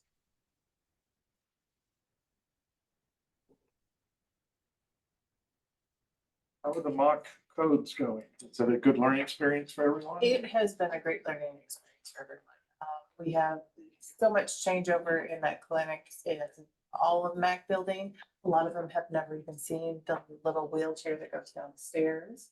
So they're excited to get their hands on that, practice with that. It's just been good to familiarize everyone with, where's all the equipment? Do we have all the equipment? Are we missing? How do we give the medication? So it's been an incredible learning experience. And explain again how everyone's aware this is a test, or when it first starts, they don't know it's a test. How do you? create the Everyone reality? know, we're actually doing these as part of education sessions. So what we do is we spend an hour every month in a clinic staff meeting and an hour every month dedicated to education. So we started out with codes, fire drills, scavenger hunts to find equipment. So everybody knows it is a drill. Okay. So the pediatric care coordinator is funded till fourth quarter with grants. Yes. Is this a trial run to see how, whether we want to keep it beyond that, or is it just That's how grants always are. Mitchell's already looking for some.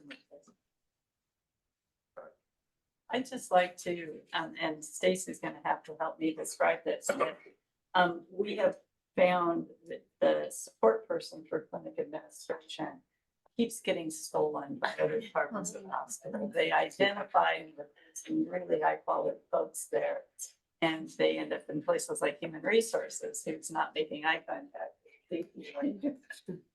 But Stacy's adjusted that position a little bit so that it's also an incubator for an up and coming clinic manager. So those clinics, they're all over town, all over the county. When someone's out in FEMLA or when someone's out on vacation, she's created a position where this person's job and their work is mobile enough that they can come up and be someone there to support the staff when a manager is out, get some of that experience and really hopefully move them into a job if we have an opening or if we open another clinic. So I think it's a really creative approach. Again, they've just had just outstanding candidates that have landed in that position. And this is another way to really create a career path for folks. What was nice is we posted it internal only. We were really looking to grow this person from within. You had a big competitive pool. We had 9 applicants for it. The last, or you stole your last one. So Jesse My last one. was in this role and now she's a clinic manager, so. But this will help us, like Colin right now is out on paternity leave. We had another employee who was got married and taking a very nice honeymoon. And we had another clinic manager out. So we were actually down 50% of the team. So I feel getting somebody in, getting their feet wet, getting them to know the clinic staff and help the clinic managers will really help us transition when people are out. Any updates for the MA apprentice, the open slots for the April? We had 26 applications, and we got it down to probably about 7 people we're going to interview for the 3 open positions. I think at least 3 internal applicants we're interviewing. So we're still seeing good interest in this program. Yes, really some high quality candidates come through and a good mix of candidates who want to be MAs versus candidates who are talking about, I eventually want to go to medical school, I want to be a PA, I want to be a nurse. So it's been a very, very successful program for us. Other questions? Thank you. We move on then to medical staff. We'll start with our chief of staff, Dr. Hoppy. Yeah, thank you. My report's on page 39. In the Medical Executive Council, we reviewed a total of 10 re-credentialing, or total of 10 credentialing reports. 5 were initial and 5 were reappointment. We continue to make good progress in reviewing our bylaws and making amendments, and hopefully we'll give you guys an update soon, within the next month or so. Julie will give you an update. So we're right on track. We've been putting a lot of work into that.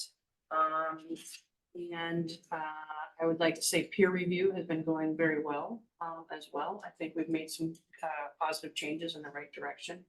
And so I think things are going fairly well from the staff standpoint.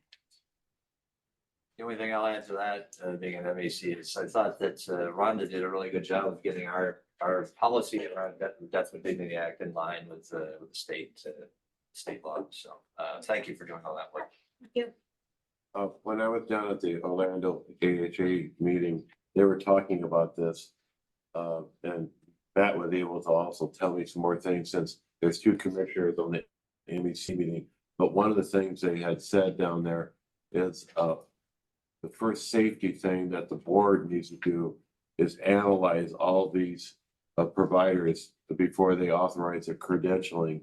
And since we have the 2 commissioners on the MEC meeting that analyze them with you, we don't have providers that come over for the credentialing to the other board members that are bad. So I just thought it was kind of interesting that there was a person down there at the American Hospital Association World Meeting talking about how commissioners for safety is overseeing these. And I think historically we've done a very good job with the great person that is overseeing our getting our providers. So I want to thank you a lot, Dr. Hoppy, about all the things that you've been doing, that you're overseeing this so much. So thank you so much. Yeah, it's one of our really important roles as board is to credential providers. And we appreciate all the work you guys do on MEC event. So everybody on the board, I assume, has had a chance to review these providers through the portal online. If there are no questions or concerns, I'll ask for a motion to approve these initial appointments and reappointments. Oh, Bob, yeah. Yeah, I just have just a clarification on Ryan. He was working in wound medicine. He's provisional because the types of procedures he's doing are different. No, I think it says initial appointment is always a provisional appointment. He was working in workplace health, and he withdrew his privileges were coterminous with employment. When he left employment, he no longer had privileges, so he's Got it. Okay, got it. Thank you for the provisional clarification. again. Yep, got it. Good question, Bob. Thanks for clarifying that. Any other questions? I move to approve it. Okay, I have a motion from Terry. Second. We'll go with Bob that one. Second for Bob. All those in favor of approving this list of initial appointments and reappointments, please say aye. I Aye. All right. Anything else, Dr. Rudd? don't take any questions. And I'm very sure we've done another wonderful credentialing on these 10 providers. Thank you, Dr. Hoppy. All right, next up then, we have our Chief Medical Officer, Dr. Mark. My report starts on page 40. I have a couple of updates. First, under providers in progress, orthopedics APC letter of intent presented. This is an applicant who was coming from California for a site visit when we had our big snow dump in January, and managed to spin the rental car with pass. He asked the state trooper if he should try to press on, and the trooper basically said, go home. So he did, but he still completed the interview the following day. Has continued interest and came made a second try at a site visit this past Friday and signed his letter of intent on Monday. On credentialing, I mentioned that we were moving to working with the rural enterprise for our credentialing. We've had our kickoff meeting. Julie got a hand cramp signing a bunch of, we basically have to sign one agreement for every payer that we credential through them. And Julie was assigning a machine. Contract oversight. I presented this at QI Council, but DNV wants contracts and expectations to be brought to the attention of the board and the QI Council, as well as physician leadership. We're scheduling these on a quarterly cadence so that we can cycle through them over the course of a year. The first three contracts we looked at were, as mentioned here, Rehab Visions, RPG, and the Red Cross. We contract with the Red Cross for blood services. That was the only contract where we had significant service issues. The best thing I will say about the service we get from the Red Cross is, unlike everybody else that we've talked to, they return our calls. And finally, Rhonda presenting a report saying that we had interviewed a medical director for community-based care services and getting to mine. Dr. Stone has signed and will be succeeding me in my medical director. And I couldn't be happier.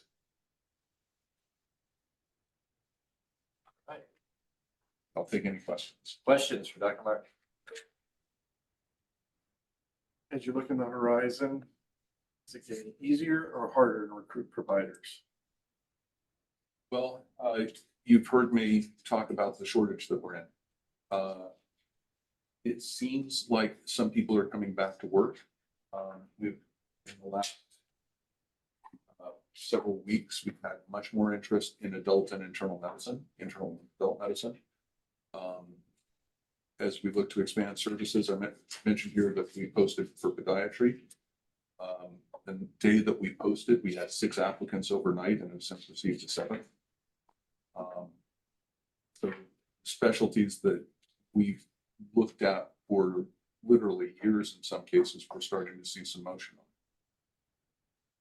on. I can just say some of the panels that we attended at the World Conference certainly made it look very scary out there as we go some years into the future. The numbers just get worse and worse. Yes.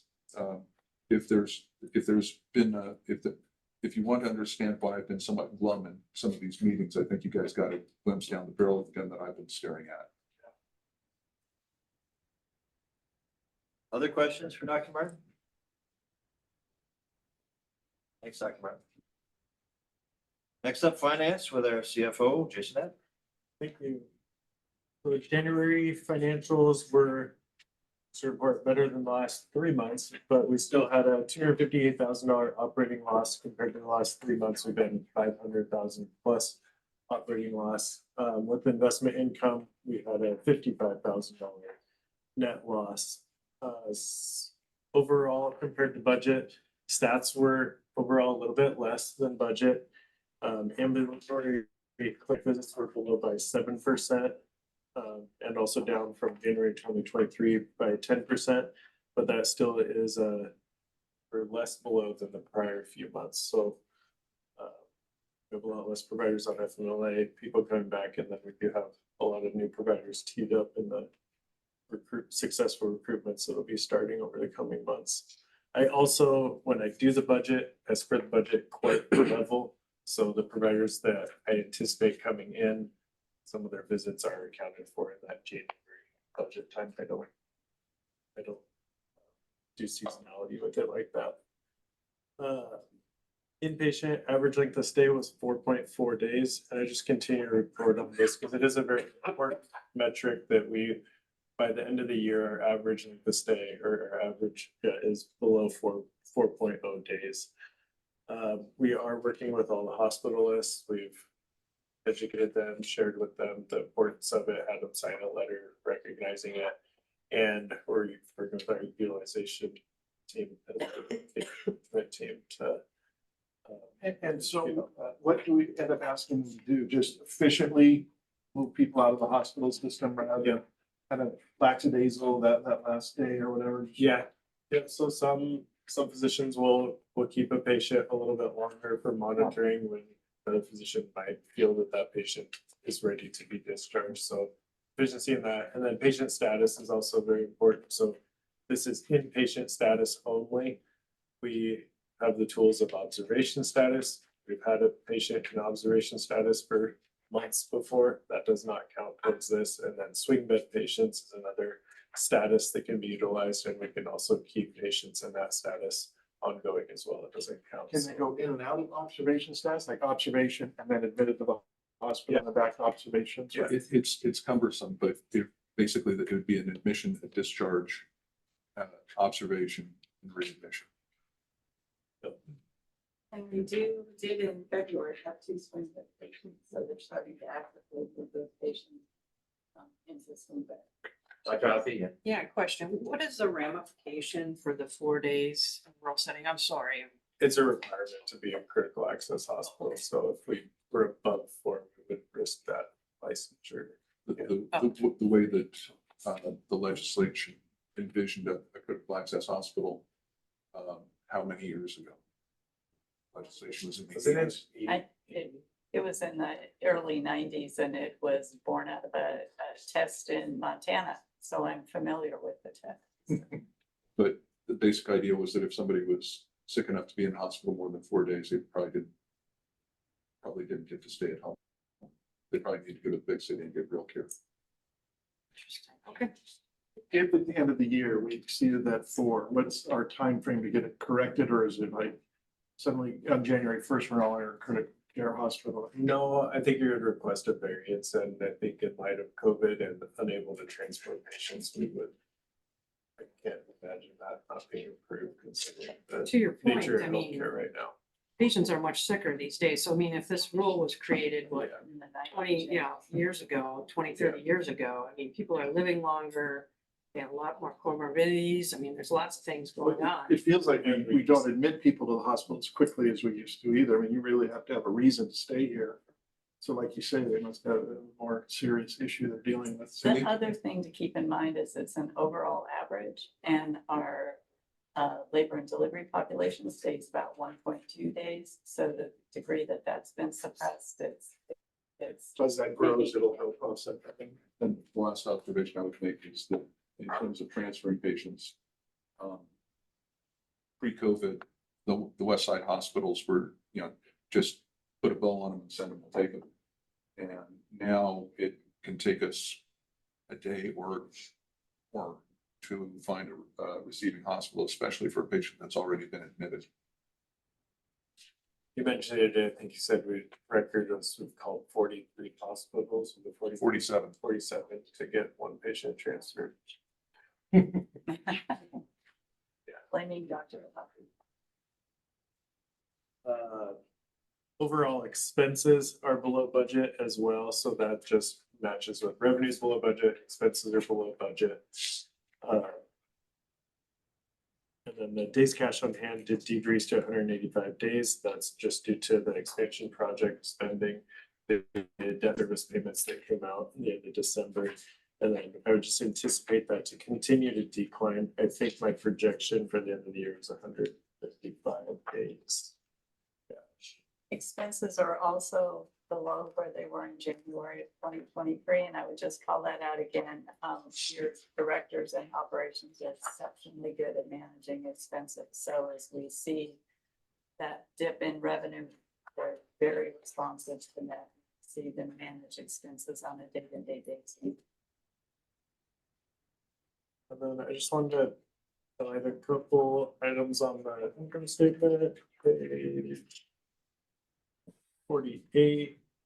So you can see there, that's where our revenue shows 1.5 million below budget. Expenses also follow that below budget. And then contractuals adjustments were a little bit higher this month. And most of that is related to administrative adjustments. So you can see other deductions, 691,000. That is mostly related to bad practices of insurances. So I just wanted to read a few off of our large ones. This is 2 for 6 claims that totaled $284,000 and was denied from mostly Med Advantage. So Humana Med Advantage, we had one patient admit through the ER, multiple problems. Humana would not allow to bill as inpatient, so we billed as OBS. And on $134,000 charge, they paid us $4,385. We have appealed that and rebilled it since that. Another one, United Health Med Advantage, they did a total knee replacement. Authorization prior auth was obtained. The patient met a 2 midnight rule and patient criteria. UHC denied the payment in full, $57,000. 24,000 United Health Med Advantage emergent surgery. Patient presented through the ER. Emergent surgeries don't require prior auth. They denied it anyway, $25,000. So, and there's a continuous list of that. Emergency service, emergency service. And who denied this last one? That was Molina Medicare Advantage. With another Medicare Advantage? Yeah, these were all Medicare Advantage. Wow, And they're all being appealed. Yeah, And we had one they're that appealed was, and some of them we appealed and they've already denied the things, so. And that was one of the topics for Orlando was the Medicare Advantage has grown so much. And it's creating a lot of friction in the rural hospitals because they're playing these games. And apparently there's some federal investigations going on. Outright fraud with some of these Medicare Advantage programs that are not playing by the rules. So Yeah, United Health Med Advantage, that total knee, 57,000, we got prior authorization. And that was one where they denied it, we appealed it, they denied our appeal. What sort of reasons do they give when they deny the appeal after it's already been authorized? So it's against our policy. so Dr. Schreier in one of the Energy and Commerce Subcommittee meetings did specifically call out a conversation we had with Kittitas Valley Healthcare about Med Advantage and the large claims that they refused to pay. And in that interview that she had, they specifically said they have absolutely no insight into claims in medical programs. So they don't have the data, or Congress doesn't have the data that they need to say you guys aren't paying hospitals. And they, I've said it before, they used to at least make up a reason for why they would deny claims and deny care. They don't even bother to do that anymore. They just don't. So, and there's no oversight. No one's in it. Patty Murray in particular thinks Med Advantage is the way we need to go in the future. So I appreciated Dr. Schreier, Congresswoman Schreier, specifically using our examples on Med Advantage. And so we just have to accept that they say, no. Oh my gosh, so infuriating. Okay. Conversation with the Schreier's office and I found we could do it. She heard her voice.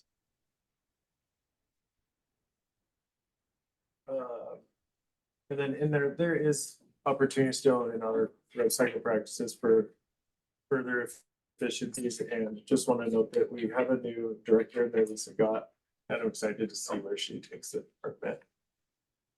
She's meeting with all the staff and turning over stones, and she's gonna be wonderful in that role. And I'm happy to take any questions.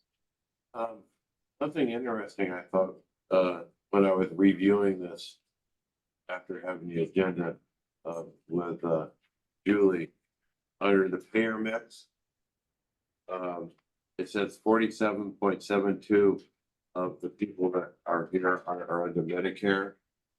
But if you Google, how many people in Kittitas County are 65 and older, back in 2020, when they were doing the census, it was only 18.7%. And so if you look at this, you can see this doesn't have the 2020 number of Medicare, but if you can see about this, that 18% has really increased quite a bit. And if the percentage that are using Medicare at our hospital, it's gone up by at least 7%. The number of people that are 65 and older are going to be 25 or higher in this county. So it's interesting that we have a really good hospital here. And it's interesting how you can find information about the financial on a lot of other things that's going on in our community. So thank you for the really nice financial dashboard. Thank you. Yep. And that 47% Medicare, that is really high for KVH. It is just January, so it'll be interesting to see how that changes throughout the year, but we have been trending up in Medicare, which is a couple things. You can very clearly see the baby boomer gap in our demographic data. And then we are taking, Dr. Zamet is a high Medicare patient panel, so that increases it as well, and it draws from, he's drawing from Yakima as well. Other questions? And Yes. OB would drive down our commercial Medicaids, so our OB volume's about half, so that lowers Medicare, Medicaid, which is increasing the percentage of Medicare. Now, we have a couple of expenditure requests, which we'll get to in a second, but are there any questions about any of the numbers, any of the, or the dashboard, anything before we get to the request? Just a little bit of a clarity on this ongoing cyber attack situation. So we can still provide services. We just will not be invoicing. In other words, what? Because we talk about cash on hand, because obviously new cash is not coming in, which is why we talk about that, but yeah. Eventually it should all catch up. I mean, I'm trying to figure out how to phrase this, you know, where it's like we're doing things, but we're not generating new money, but eventually it'll be like this, it'll clear up. And Charging the batteries. yeah, so eventually you jump ahead a certain period, it should all come back to equal. Yeah, It's just hopefully we're just kind of, the for- water's for- dammed up right now, and then Yeah. once it can release, we'll Okay. have a large payment. Something I would be nervous of is if lots of hospitals are having impact, I don't know if insurance companies impact from this, but them getting overwhelmed with an immediate wave Yeah. of claims processing as well. I mean, isn't there a rule, like a 90-day rule from the time this, you know, They have, the billing to the time, you know, reimburse, that they're gonna reimburse it, and how does that play into it? yeah, When you have a cyber attack, I mean, are the insurances going to deny that and say you've exceeded this limit? most all our contracts is we have 365 days to bill initially. And then they have, most contracts, they have 90 days then to pay us. So we've got time. Any other questions before we get to the expenditure requests? All right, so we have the first one for kaleidoscopes. Assume you guys went over this at the finance committee meeting. Anything that we should know about this that's not on here? Jason? The only thing that's not noted on here, it is 6 live scopes. And it's to replace all the live scopes that we have. I think we have 4, right? Or do we have 6? The 6 or 6? Okay. So it replaces all the ones we have currently with this new technology. All right, And they showed me the stuff. We had time to talk about the old equipment and the new equipment. And we would guess a 10-year lifespan, 6 units. And this is one also the foundation is looking to contribute to with their big event in April. So we'll upfront the initial cost if it's approved. And then some of it, I think, will be essentially offset by that foundation donation. But everyone I talked to, we didn't get into an actual demonstration. That one that really goes down your throat a long way, is very intimidating. You didn't Done volunteer. I looked at it from a distance, but yeah, so it's clearly needed. It's good for the community and like always, it's just things we have to replace. So I would certainly support. Yeah, and I misspoke. You are correct. We are looking at the 2 additional ones for expansion. all right. And these are used on all patients, ER, surgery, and you've got peds and newborns. So it's 1 unit that can be adapted for any patient. I think it's much Yeah, safer going down the windpipe because of how they can see with it to minimize the risk of It's damage. definitely a standard of care. Okay. So if there are no further questions, do I have a motion to approve the capital expenditure request for these kaleidoscopes? I would move to approve.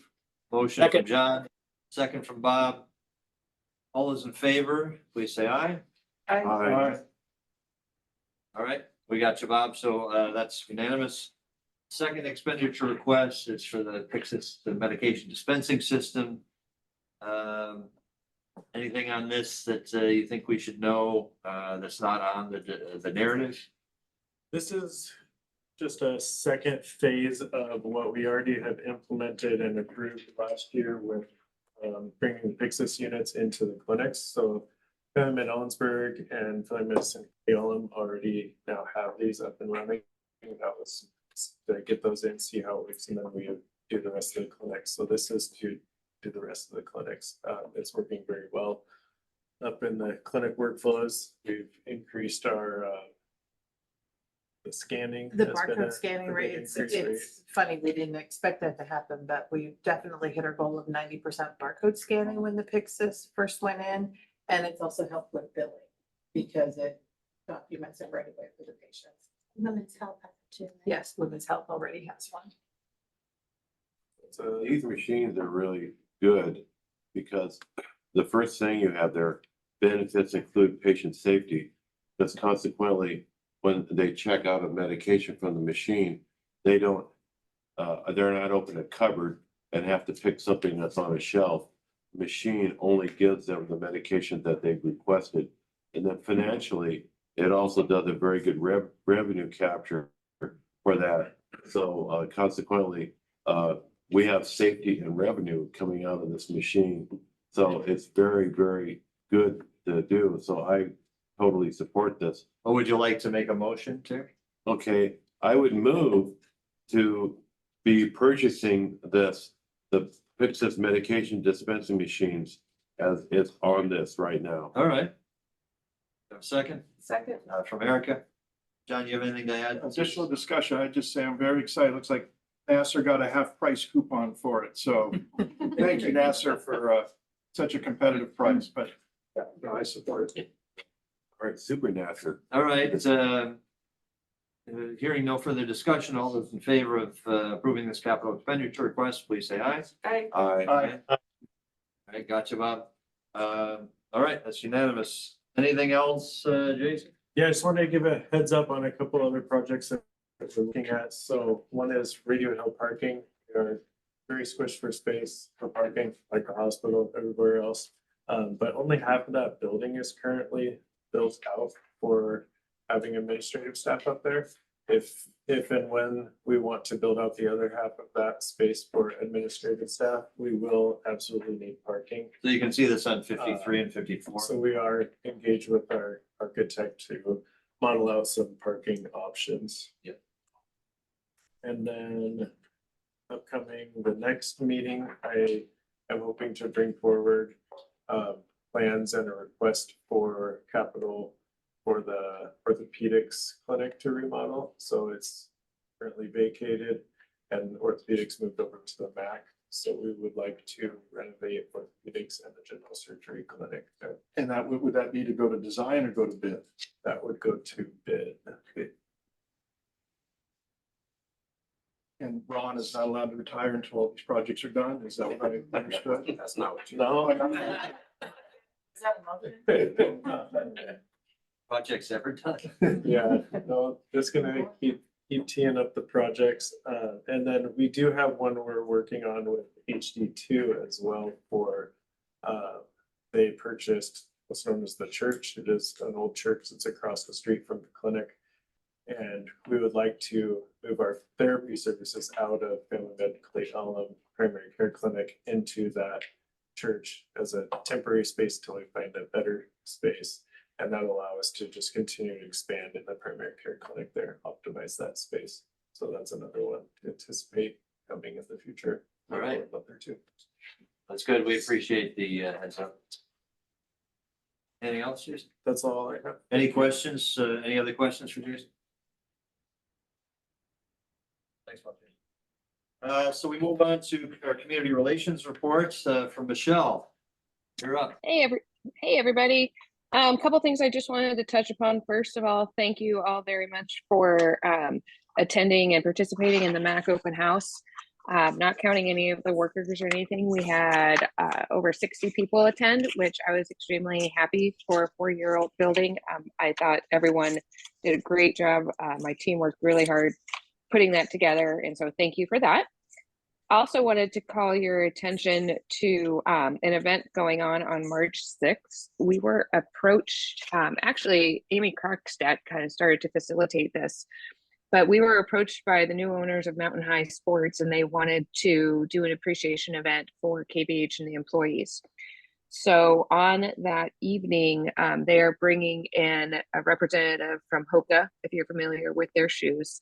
They're going to be doing special foot analysis, discounts for KBH employees. I believe they're going to be bringing in food and drink. They're also doing some giveaways, and they will also, I believe, extend the discount for a couple of weeks. So people that have their KBH badge that aren't able to make that event, they just wanted to do a reach out and thank us for the service to the community. So kudos to them. That was really exciting. Also on March 21st is the Kittitas County Chamber Awards. We do have a table for that event. If you're interested in attending, please either let myself or Mandy know.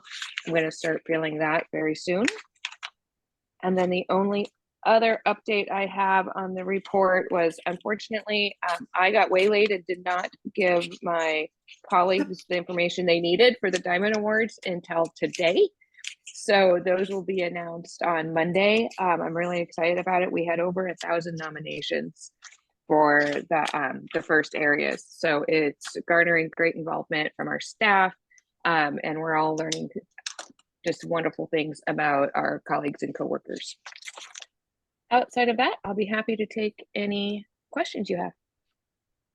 I'll say, Michelle, I appreciate all the dates on the upcoming events, because especially the more notice, the better, because then, you know, we can work around it. So I appreciate that. Of course. The MCI event in June. Yes. At CWU. That's going to be taking place all over. So at each agency. Exactly. So there'll be a lot of activity at CWU. Here at KBH, we will have it running within our operation. One of the objectives will be a unified command. So there will be some staff and or observers at the incident.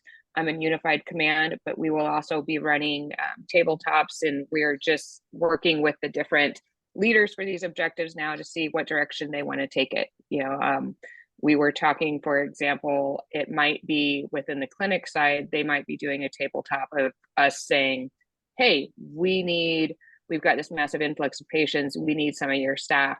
How would you do the callback? How would that impact clinic operations? But we're just in that early stages of planning right now. If one would like to get updated on this, how would they do that? Let me know. I'm letting you know, I'd like to stay updated. Okay. In what way would you like to, are you wanting to maybe even participate in that? Oh, sure. Yeah, if there's a place for me. This is really fascinating and I have keen interest in it. Absolutely. I will get in contact with you. Thank you. Uh-huh.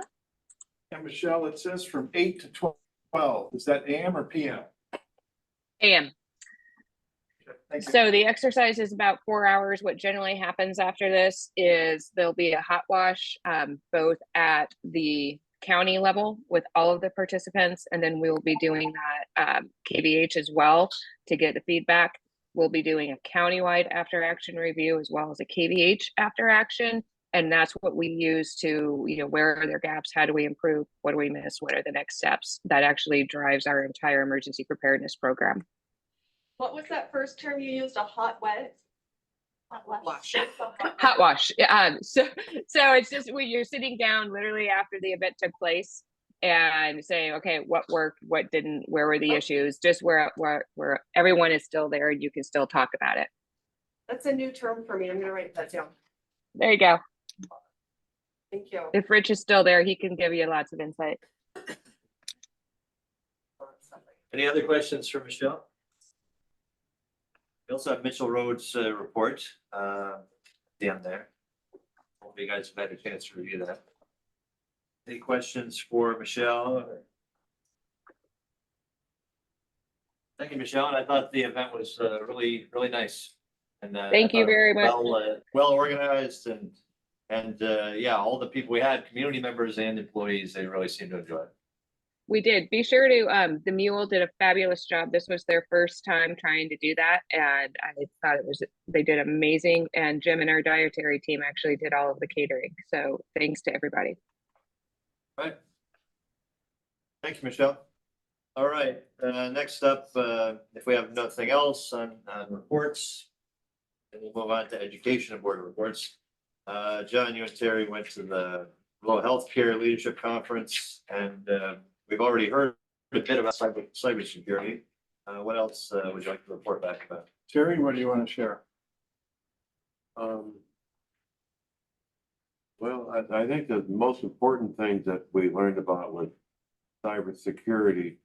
And then also what I was telling Dr. Hoppy about the safety that we do by overseeing this credentialing of things. So you and I went to the same thing. So why don't you go ahead and make a comment?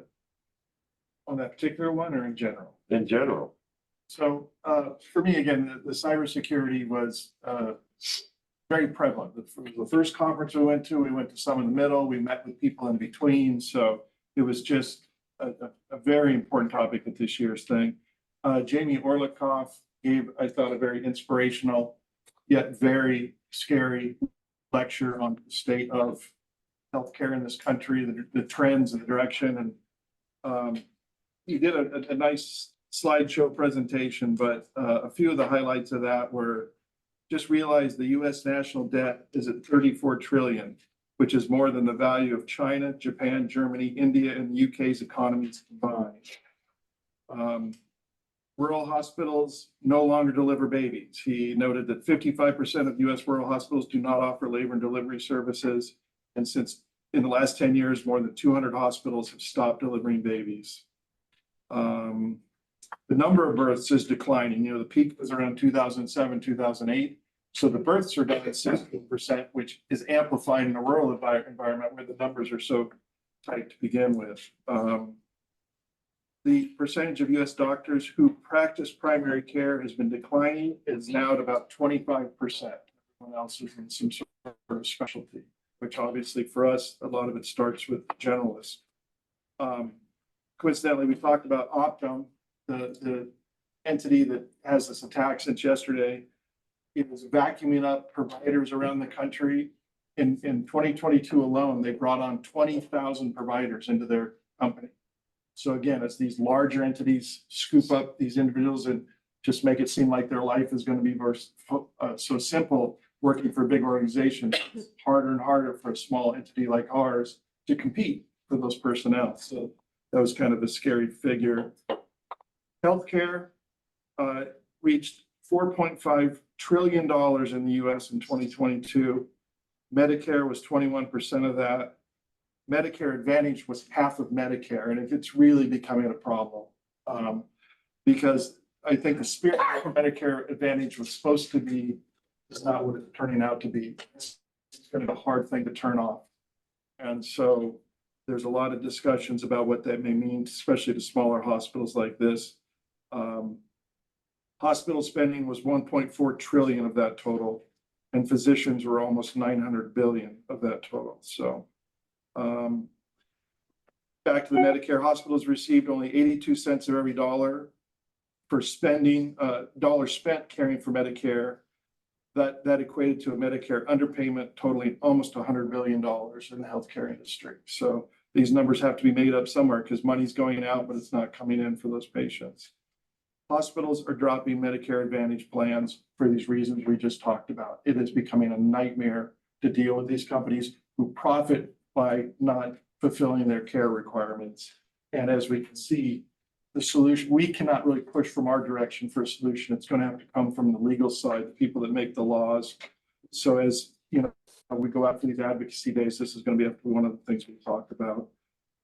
Cyber attacks, a hospital system in Illinois recently shut down after a ransomware attack they couldn't afford to do, and they lost, you know, like they ran out of cash and had to close down.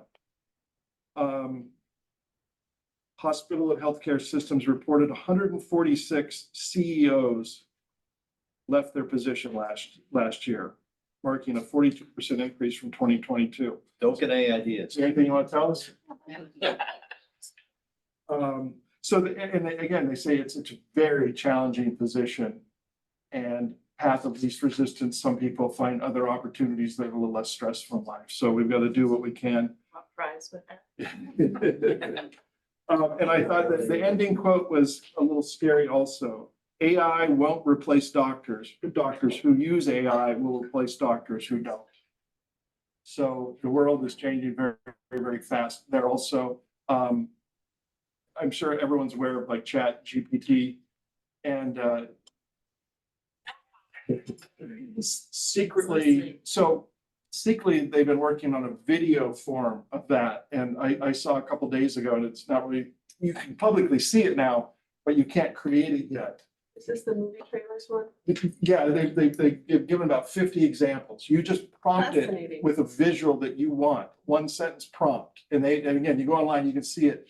And the computer creates it from nothing. I mean, it's just there. And it is so scary.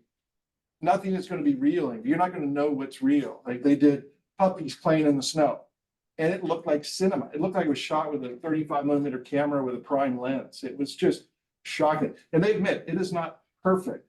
But they look back 1 year ago, they had that picture of Will Smith eating spaghetti. And it was very robotic and very, and 1 year later, you can fool 99% of the people with some of these prompts. You know, show me a Western city from the California gold rush with people with their pickaxes and horses drawing, you know, carriages. Boom, you're flying over this town like it's 150 years ago. And again, and drone shots, it's going to put people out of business. But again, what the idea is, how do we utilize that as a hospital? What's in this technology so that we can't be scared of it? We have to be aware of it. And then that was kind of my takeaway is, so I'm actually just doing some self-training on AI that I kind of ignored. I want to understand what it can do as a tool. And it's amazingly powerful and scary. And this video stuff, they're trying to hold off releasing this before the election. They are so worried what could be created before this very important November election.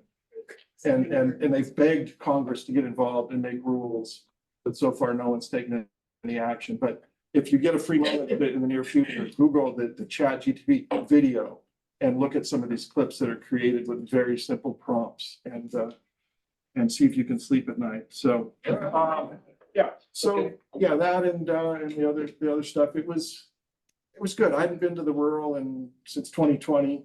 It's nice to be around other communities from around the country facing the same things we're facing. We had some meals with them, a lot of discussions in the hallways and stuff. So it was inspirational and it was scary. So, All right. There was one other interesting thing. I sent this to all the commissioners and doing stuff.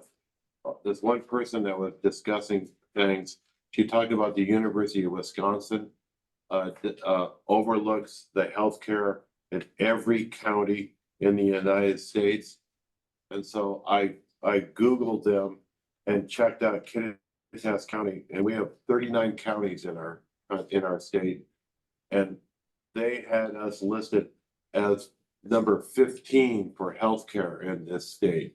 So I thought that was kind of interesting that they think that we are up above at 15 a really good healthcare in the 39 counties we have in our state. So that was another interesting thing that I learned when I was at the AHA meeting. Okay. All right. Thank you guys for going and representing us. I appreciate it. And for bringing back. I always liked hearing Jamie Horvath's talks. He's really good about board governance and things. And he thinks that the worst way to run an organization is an elected board. And I can tell anybody, I can explain why later if anybody would like. All right, let's move on. All right. So, old business. Last time I brought up this notion of commissioner compensation. There's a commissioner compensation policy that we've had and we haven't been following. So I really wanted to get this up to the present. It hadn't been reviewed for a while, and I wanted to have it actually reflect what we do and what we think we should do. So I reached out to all of you before I did anything with this and sort of got a sense of what counts as a meeting, or what each individual thinks counts as a meeting, what doesn't. And so based on what I heard from the board, the individual board members, I drafted a revision to the policy. Policy reminds us about what the law is. And it defines how we, what we consider a meeting and some things that we would prefer not to consider meetings. And basically tries to remind us to be good stewards of the district's resources. So there, definition of what a meeting is, reminder of the law, some things that aren't considered meetings, and then travel policy. You know, we approved the budget for this year, including our budget, and so it's important to sort of keep to that. And I think that we need to think about cost benefit when it comes to travel. So since the Rural Healthcare Leadership Conference, was planned prior to this calendar year, and obviously attended earlier, I didn't want to include that in a policy that's new and that we would be potentially voting on tonight. So that's under this policy, each individual board member could go to a national conference once a year, starting in March 2024. So that would not count the meeting that you two attended. But that would help us to keep to our budget. Anyway, this was my attempt to kind of draft where we are and have it reflect actually what we do. I mean, among other things, like a meeting, we don't have to have on here review of physician credentials in preparation for action by the board anymore. As something that would be reimbursed as a meeting, because that's done online at home. Anyways, this is what I put together. It's a draft, and I'm open to suggestions for revision. If people are comfortable after we make any revisions, I'd like us to take action on it to approve it or not approve it, depending on what the board feels. Are there any revisions that people think we should make to this? I did send it out for review earlier, and I also sent it out to review to the other people who are on here, Mandy and also the CEO. But tonight, we can approve it in this form or in a revised form. Yes. So this is a micro item here. It says Strategic Planning Steering Committee. That does not sound familiar. That's why, I crossed it out. Oh. Yeah, that's why I crossed that out. Okay. So committees or subcommittees, the Board of Commissioners, and then I say such as Finance Committee, Medical Executive Committee, and Quality Improvement Council. And the such as allows us to expand it, but since we don't have any such standing committee, I crossed that one out. Okay. Yeah. So semi-fictitious. I got the big three. Okay. Do you think that meant to get at when we meet with our strategic partners? Yeah. Possibly. Okay. Possibly. But there is no such committee, so. Right. And I left such as so that it would allow for some Gotcha. Okay. additional. Just memory checking myself there, glad I hadn't forgotten. Are there any other changes or anything or questions about this? All of you have any thoughts? No, I appreciate Matt kind of leading the way and putting this together, and just gives a lot of clarity and again helps us to be aware of our fiduciary responsibility to do what's right for the hospital and for the county. Thank you, Bob. Any suggestions to change things or? Well, I would say that to me, it's a little bit of micromanagement that's unnecessary. I tend to read the RCWs when they're relevant to my life. And so I feel, the RCW lays out a nice template for this. The meeting thing, I really got no issue. I mean, it seems to match how I chose to be compensated for meetings anyway.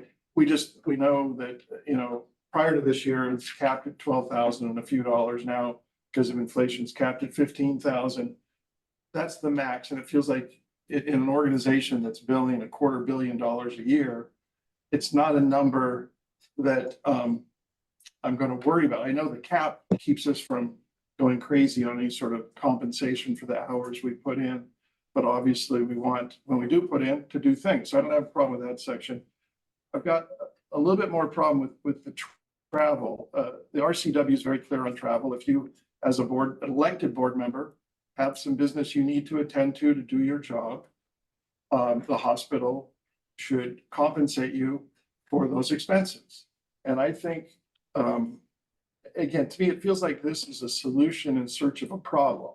Because when I go back and I look at our travel expenses for the board, you know, 2018, it was a little over $10,000. 2019, it was 19,000. 2020, it was 10,400. 2021, it was $366. 2022 was 14,000. Last year was the peak at 29,000. This year, we have a budget of 25,000. But, you know, as you can see, it's never been, I don't feel, exorbitant. And what concerns me about saying you can do one is there might be missed opportunities. And, you know, for 2 years, I didn't travel at all out of state during the COVID peak. I know a lot of you didn't either. But when I did return to traveling, like one example is I went to the Chartist meeting. I was there with Dr. Hoppy and Dr. Thomas, and talking with them, you know, before and after discussions, meeting them. It felt like at the end of that, we thought, and hopefully I remember correctly, but I thought I participated in this conversation that this would be good to bring back to the hospital. This is, you know, it'd be great to fly 50 people there, but it seems much cheaper to bring them to us, which we ended up doing. And that came out of a meeting that I normally wouldn't have gone to, but I'd been assigned to the MEC, and this was an MEC training meeting, and I felt, you know, it's my job as an elected official is to go to this meeting. And then if I, you know, went to another like this Orlando one, I hadn't been to a rural conference in 4 or 5 years, since 2020. And it refreshed my memory of the commonalities of other rural hospitals. And so if I'd been limited to go to, you know, one meeting during that period, I would not have been able to do my job as to the best that I think I could do it by having the freedom as an elected official to decide what meetings I need to go to do my job. And again, when I look at the numbers, even the maximum we've spent in going back 8 years here is less than we're offering as a reward to somebody to find a provider to sign with the hospital. So it's real money. None of us would want to write a check that big, but we're running a very large institution and very important decisions have to be made. And I don't want to feel like my hands are tied to get permission, because it's also, you kind of define it that the majority of the board has to decide if you can go to that meeting. And that's a strange twist to me, because I'm elected by the public. I'm representing the citizens. And it seems like the normal method to tame somebody who's an elected person is if you feel they're abusing their power, you unelect them at the next election that they're up for. That's, to me, the normal protocol to rein somebody in. And I would be, again, we've got a good board here. I think we're all pretty respectful of one another. We have good, healthy discussions. When you put something in writing like this, and there's turnover in the board 4 years, 5 years, 6 years from now, I don't know who's going to be on the board. I don't know what their agenda is. I don't want somebody I don't know or agree with telling me I can't go get educated. I can't go meet with my colleagues. So I think that the being prudent comes out of being respectful, that I get it. I'm a very frugal person. Terry and I didn't land in Orlando till after midnight so we could save $600 on our airline ticket. We didn't have to do that. We could have flown in at 3 p.m. like everybody else and paid significantly more for our ticket. But we said, well, it's for us, it's 9 p.m. our time. We can do it. So we get to the hotel, you don't get to sleep till 2 a.m. You're back up at 7 a.m. to start the conference. So again, it's just an example that I feel on my own, I can self-regulate pretty good. And I don't want an unintentional clause in a policy to keep me from being the type of board member that I want to be. So, and I certainly don't want something saying beginning March 2024. It either is a fact or it's not a fact. It can't go in the past, so I think we could strike that if you're going to keep that clause. But I don't feel that clause is necessary. I think it's already covered by state law. I think it's covered by our general budget. And I think sometimes good things coming out of giving the board members the flexibility to decide what conference to attend is best for them. And it always comes out of consultation, discussion here, discussions with Julie. We just don't do it blindly. I mean, there is some checks and balances. I just don't think a policy more strict than the RCW is necessary. What's the check? What's the check? I mean, if we didn't have this policy, what is the check? It's completely up to the individual board member then to decide how many of these things. They could go to every meeting, 6 meetings a year, 3 in state and 3 out of state, or maybe 4 if you count the rural advocacy days. Well, why haven't they done that for the last 10 years? Well, that's not, I mean, you said there's a check. What's the check? It's not, it's just up to you're gonna leave it to the individual board member? Well, I'm saying, what's the problem we're trying to solve? The problem It's is, never come we up before. agreed to a $25,000 budget for travel. Now, if we agreed to that as part of this year's budget, so if we just want to throw that out the window. So that number was agreed to before any of this was presented. In other words, a number had to be put there because it's a budget. And I think if that number doesn't feel right to us and we want to publicly adjust it next calendar year, we can revisit the number and say, why did we choose that number? Where did it come from? As we grow as a hospital, as things get more expensive, should we readjust that number? So I'm saying, great, for this year, if that's the number that's in the budget, I don't take issue with that. But why should that be the number 10 years from now? I don't know. It feels like we should have a right to revisit that if we feel there's a benefit to fulfill our role. That's all, again, to me, it's a solution in search of a problem. Well, it's not just benefit, it's cost benefit. Okay, and the board may approve exceptions to this policy. It allows for stuff like that. I just don't think that that every board member, just by being elected, has a blank check to spend as much money as they want on travel. It seems like it's fair to say you can go in state as much as you want, okay? But when we're talking about national conferences, that's one a year, especially since a lot of these conferences do have similar topics year to year, that it's fair not to think that we could just go as much as each individual wants to go. And the idea that we're deciding on who goes, we're representing the board. We are not individuals. We are board representatives when we go there. We're spending the organization's money when we go there. And it seems like we can control that. Now, we can't control how much you get paid for meetings. That's controlled by state law. These are recommendations about how to do that.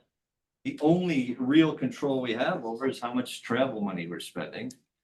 And I'm not sure that you can compare it. I mean, the Dr. Hoppy or any of the medical staff provides a lot of benefit to this organization, but they only get so much for travel and development. The idea that we somehow need more than they get, I don't get You it. just don't put words on my mouth. I didn't say a lot of what you just said. Just so you know, that you're obviously free to have your opinion. You asked for mine, I gave it. No, I appreciate that. And I have an opinion too. Yeah, go ahead, Jerry. Okay, so the review of physician credentials in preparation for the public board meeting, that's something that is required by us as commissioners. And so consequently, to go over all the physician's credentialing information that is sent out to us to make sure that we don't have any questions about it. I think since that's a requirement for the commissioners, and that RCW said we can choose not to bill for something, or we can choose to bill for something. So consequently, I think that was something that we could choose yes or no on personally. And then down below, since the commissioners are overseeing stuff for the public, a few of those items that says board should not seek reimbursement. If they want to look at the employee forum and oversee what is being told to all the employees, That's another thing that a commissioner should do, because we're governing this hospital district, and it gives us a lot more information. So consequently, if we choose, we want to do that, I think we should. But the employees And don't then get, the other employees thing don't is, get paid to attend employee. say it again. As far as I understand, employees don't get paid to attend employee forums. They're held at noon. So if they're on their lunch, they don't get compensated. So the other thing is, the social and celebrating, events. The commissioners should be able to choose if that's something that, we should go and represent the hospital at, because we're an elected individual to the community. And then again, every one of these, we have the right to choose yes or no if we want to submit it. That's what the RCW is, which is a legal law. So consequently, several of these items, I think, are overseeing what the RCW says. Because I know commissioners sometimes go do things and they just go do it, and then they don't put it on their time thing. But consequently, a lot of these things I think in here are put in here, and they are a little bit too overseeing what the RCW is. This is why I phrased it as a recommendation, so that we can be good stewards of the district's resources. It does not say will not seek reimbursement. This is a recommendation that if this were to pass, that in the opinion of the board, we would like you not to count employee appreciation dinner or things like that. Or voluntary attendance at employee forums. This is a recommendation. Okay. If you decide to do that, you're right. It's no police are going to come after you. But this is a recommendation because it seems like these are things that at least, I mean, certainly traditionally do not count as meetings. As far as the review of physician credentials, what the RCW says is reimbursement for attendance at meetings. Now, what's the meeting if you're sitting in front of your computer? I mean, should we be reimbursed for checking our email? It just seems like an odd way to construe what a meeting So is. just point of clarification, does it say meeting or does it say business? I'm in agreement with a lot of this. Yeah, but I just want to be yeah. clear because a lot of the things that that I attend that I will Or in submit for are performance of not- other official services or duties on behalf of the district. Well, we could stick that back in there, but as I say, this is my attempt to clarify, based on what I got from all of you. It's my attempt to clarify what people are counting and what people aren't counting, what people think shouldn't be counted. Count whatever you want. Okay, there's no police who are going to come after you. I certainly can't stop you counting whatever you like. What I'm suggesting is that this isn't our job. This is a public service that we provide. And that we should be a little careful about treating it as, I retract that. We should just, let's just be mindful of the fact, because it's other people's money that we're spending here and the organization that we're supposed to be supporting. There are plenty of other public servants who don't get squat or who purposely give up what they are owed because it helps the organization. We don't have to do that. And certainly no individual has to do that. But we should just try to be mindful of what we're doing. This costs money. We can say it doesn't cost money compared to the bottom line, but the taxpayers are also giving us like $9,000 a year. And what they get for that is governance oversight. That's us. Okay, but it seems not right to me that the public is paying $9,000 a year in taxes. That gets them a community member staffed board that's elected. And that we blow through, I don't even want to put a number on it, but if you take travel, if you take insurance, if you take the salaries, it adds up, and it's certainly a whole heck of a lot more than $9,000. It's just something to be mindful of, and I'm not sure that we could just leave it up to each individual to make that decision. Certainly you can when it comes to what you count, certainly you can when it comes to insurance, and that's in here, okay? These are recommendations. The travel thing is the only way that we can constrain people. And I think that just leaving it up to each individual board member, like you said, John, who knows who's going to be in 5 years? There may be some people who are in 5 years who treat it like their own personal travel service, and this is one way to constrain that. Bob, you had something to say? Yeah, thank you. I think you've said things really well, Matt. I mean, I can tell you, when I first was on the board, I was told, and of course, times are way different now. Healthcare is moving a lot faster than what it was 8 years ago, but only agenda meetings and only 2 board members at that time were going to national meetings per year, right? I think we have a budget. I mean, we're asking our employees to pick certain pens to use, right, to save a little bit of money. And I think the board should be looking at the same thing of you know, certainly there's exceptions, like John's interested in, you know, cybersecurity. And if there's like a special cybersecurity that's healthcare oriented, and we think, hey, this would be good for John to go, I have no problem, you know, saying, hey, let's send John as the board member of interest to go to this special meeting. But I just think, that's my personality, to be a little bit more conservative in those ways. And I think we have a budget we should stick by. And I think we're voted in, and some things that we're doing are just expected to do as a voted member of the board. So you know, I agree with what Matt put together, and I think you know, if there's some things that we could talk about and change, we don't necessarily have to vote on it tonight. I'm willing to vote on it tonight. But I just think having some guidance, because I think in the past there just hasn't been much guidance, because it's just been whatever you want. So Just to reiterate, Bob, that there is a policy in place. This policy exists. Okay, and and it's not like I'm making this up out of whole cloth. I'm trying to revise it to reflect what we actually do.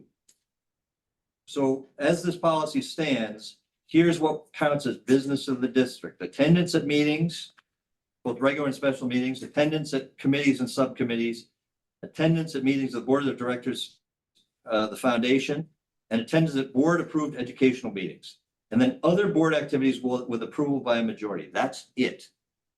Okay, I'm adding to that. Because right now, we have a policy in place, just to be clear. We have a policy that we are not following. So among other things, I'm trying to bring this in line with what we're doing. So it's actually, if you think about it, an expansion of what is currently on the books. It's not, I mean, we have a policy. We're not following it. And so if what do we do? Right. We used to vote on who would go to, you know, like to DC. Like this is back, I mean, of course, you know, several years ago, it doesn't even compare to now. But I mean, that's to the extent that, you know, how things were being run back when lean was dominant in everything. Yeah. So are there any, I mean, we can do what we want with this as a board as a whole, but are there any changes? I would like to submit, and I don't know that this would be part of the policy, or if this would just be, if the board wished, an adopted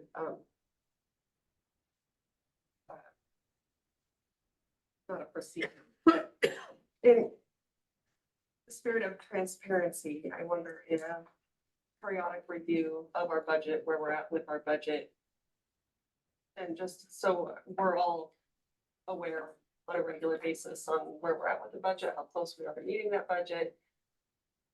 I think transparency would be a good idea for this. And I don't know if that needs to be coded in the policy, or we just do it, or we don't do it.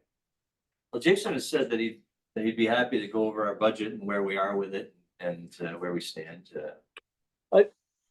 And I will say, I mean, our organization the last few years has doubled, right, in revenue, in our gross revenue. Right. So to go back in time is not really fair. Right, yeah, I mean, that's true, Bob. But it also, I mean, we also have to look at not just the revenue, but the expenses. And Yeah. the idea is, when we're running a deficit, would we be happy publishing in the paper the amount of money that that the board is spending on trips and X, Y, and Z, you know? This is we are public servants. We're elected to do the work of the board to oversee this district. I don't think it's too crazy to think that we have to be a little fiscally responsible, and this is the proposal about how to do it. So I guess just to put a cap on this. So I have two more things I wanted to talk about. Go ahead, Terry. When John was talking about trying to limit the cost for travel, when we were going to meetings together, we drove together to the airport. We used the same vehicle to get from the airport to the hotel and things like that. So consequently, we were working really hard to reduce the costs for a lot of that things. And then the other thing that wasn't mentioned, a lot of these meetings, unless it's a public meeting, if there's more than two commissioners at it, it consequently should be nominated and scheduled that it's a public meeting. So consequently, that also has some impact on what meetings you're doing and whether or not you should request a reimbursement for it. So again, I think the original policy was addressing a lot of these things, and they were written more about what the RCW was talking about. But I don't, I personally don't think that some of these changes in here are actually being overseen by the legal RCW for commissioners. And it would also be interesting to see what other places are doing if they have a policy regarding on this. So that way we are overseeing it. So that's something, and since I'm on the governance committee for KBH at Wisha, I could also ask them if they had a policy about that. Look, we have a policy right now. We are not following it. I mean, I don't know. This is an attempt to bring it more in line with what we actually do.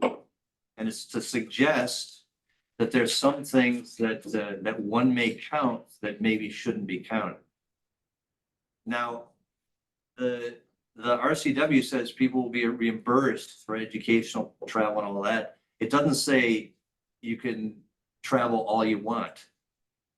Right, so it's not whether you be reimbursed. If I said, yes, you can travel, but we will not reimburse you, I can't do that.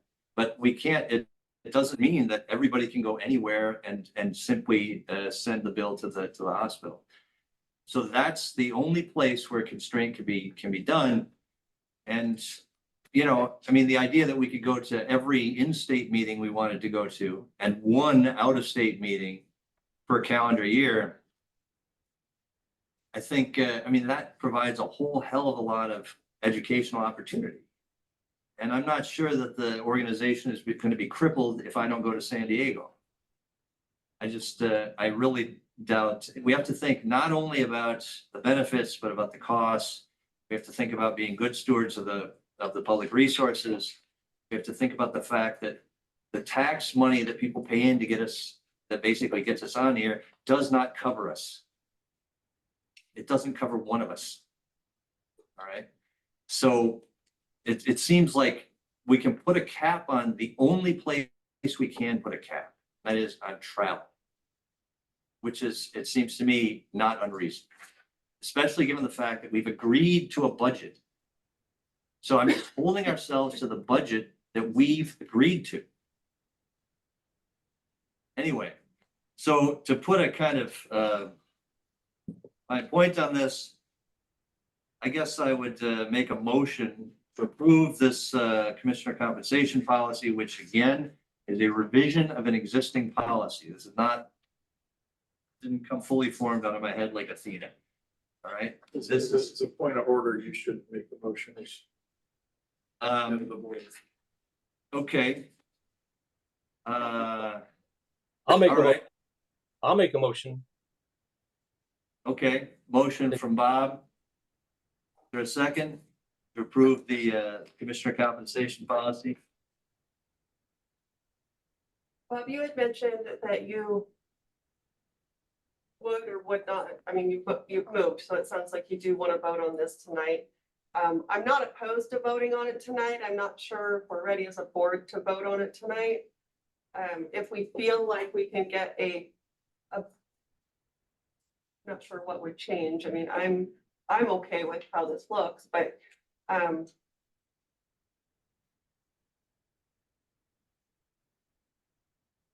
are there concrete changes that people would make that we need to discuss tonight?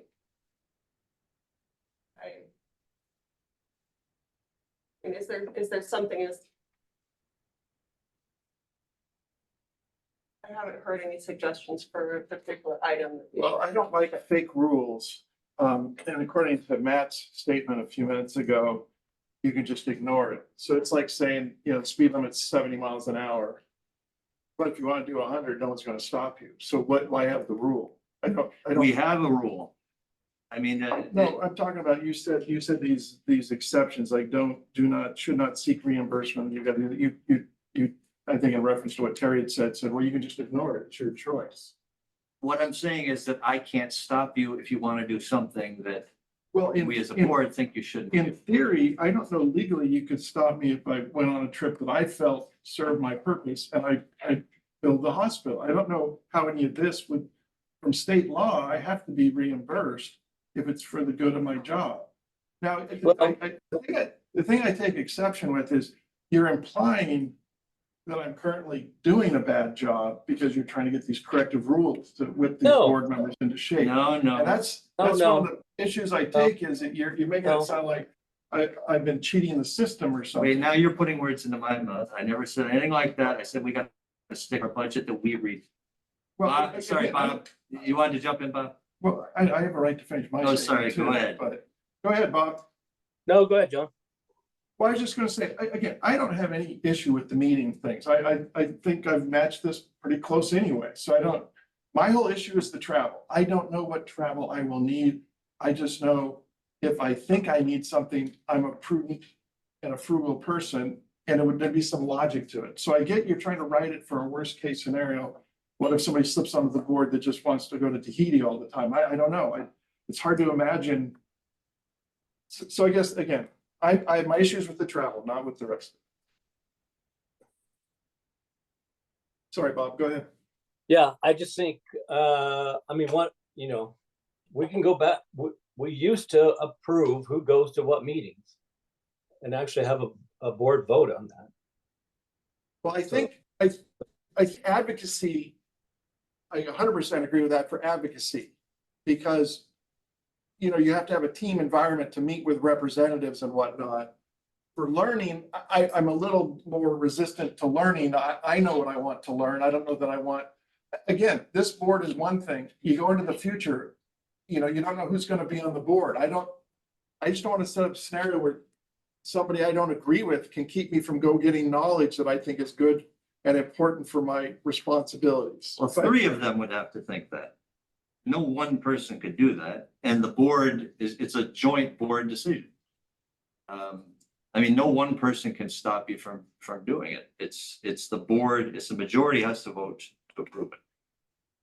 So the other thing is that RCW actually makes a legal budget on how much a commissioner get paid each year. Right. And since they're elected to the community, if for some reason that commissioner actually reaches 100% of what that budget is, they are still legally responsible to continue to do all the rest of the things during the year that they need to do as a commissioner.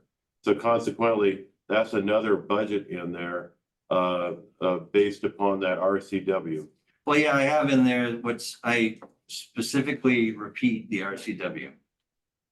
15,456 a calendar year or 96 meetings / days. That's right from the RCW. That's what it amounts to. I have two points. Number one, the plan for addressing the budget out of transparency. I personally feel that that should happen periodically at some regular cadence in open session. I don't know if that's. Yeah, all you need to do is ask for that. We'll make sure. it's Okay, in the and then, financial so it doesn't report. need to be a No, policy, it we'll does not. just, we can just do that, We'll make okay, it part of regular. report. perfect. And then my other question is, if there was a delay, does anybody think that this would be better? Or are we gonna be at the same place that we're at now? If nobody thinks it's gonna be better by delaying, we should vote tonight. The other thing is that if you took the 96 and divided by 12, that works out to be 8 meetings a month.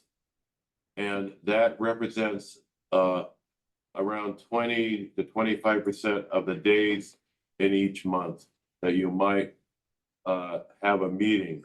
So it's not a real large amount of what's going on during that month. If you look at a month that's 30 or 31 days and divide that in 8, you can see the number of different days that you may be doing something. Yeah, I'm not sure exactly what you're saying, Terry. I mean, that's the state limit. Yeah, and so consequently, since most months have 4 weeks, that means you would only be doing 2 things each week. That would be covered by that if you try to stay at the 8 meetings a month. But once in a while, some other things pop up that might pop it up a little bit higher, and the other things might go down, so it might pop it down a little bit lower. But then again, it's the commissioner that is responsible to oversee that. Well, look, yeah, but that's the state, 96 days a year. I mean, I personally, and I'll just speak for myself. I have a job. I don't spend 2 days a week at meetings at the hospital. It seems odd to me that someone would be spending 8 days a month on meetings, but that's just me. And maybe I'm just delinquent in my responsibilities, but I'm not, I mean, I don't think, well, again, it doesn't matter. It's what the state tells us we can do. So if you bump up against that, that's not anything we can do anything about. I think, Erica, the question you're asking is, if we waited, is there some change that we could make that would make it so that everybody would support this? Or not even necessarily that, but is there a sense that somebody's not being heard, that they need an opportunity to make the change, they know what they want to do, and given that time, a vote at a subsequent meeting, it would seem more fair. I don't know that I'm getting that sense, that it's just more a sense of gridlock disagreement. And if that is the case, we should vote tonight, because I don't think that that's something that's going to remedy the gridlock disagreement.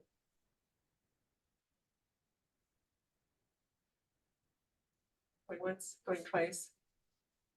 Yeah, we have a And I- motion. We I have a will motion second. already, so. I will second then, because it sounds like it's not gonna be any different when we revisit this in a month if we were to do that. Okay, so a motion from Bob, a second from Erica. Any further discussion? Okay, hearing none. All those in favor of these revisions to the commissioner compensation policy, please say aye. Aye. All those opposed, say nay. Nay. Okay, 3-2. The motion passes. Thank you. And I appreciate all your inputs on the revisions to the policy, and as a philosopher, I love vigorous discussion. So thank you very much for that. Okay, Moving on, I just wanted to mention in passing, don't forget to submit your conflict of interest disclosure since we're talking about money. Don't forget to submit Where are that. we submitting? Sorry, go ahead. Mandy. Put an airplane. Mandy, wait. Not a good shot. So don't forget to do that. It's time for a board self-evaluation. I think what we've done in the past is not fill out like a questionnaire. And I remember, John, I think that's something you prefer the sort of looser kind of conversation when we're talking about board self-evaluation. Is that right? It's more useful for me, yeah. So, and I know that since we'd all be meeting as a board, it has to be an open meeting, right? But are you guys good then with Mandy trying to work with our schedules to pull together a special meeting where we could do a kind of introspective, couple of hours? I'm fine with that. Would you like some kind of instrument or anything to guide our conversation? Or would you, and I'm asking everybody on the board here, or would you like it to be just a conversation that we can have? I prefer goals. Goals? Goals as a structure of some sort that. I think it's good to have a goal when we speak, Okay, but it isn't necessarily entirely following, so. all right. I am going to, I don't think we need a vote on this. I will create the board self-evaluation subcommittee of Erica to come up with some sort of instrument or something that will help to guide our discussion. Sound good? Can I? Do we have, We can help you with the collaborative.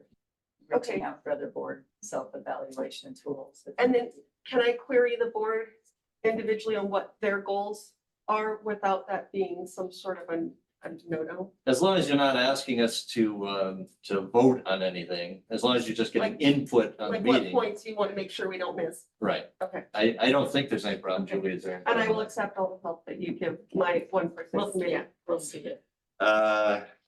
That's good, yeah. and could we have a copy of our strategic plan with our values and all that, the whole thing at that meeting? Yeah, Mandy, would you mind having that first one?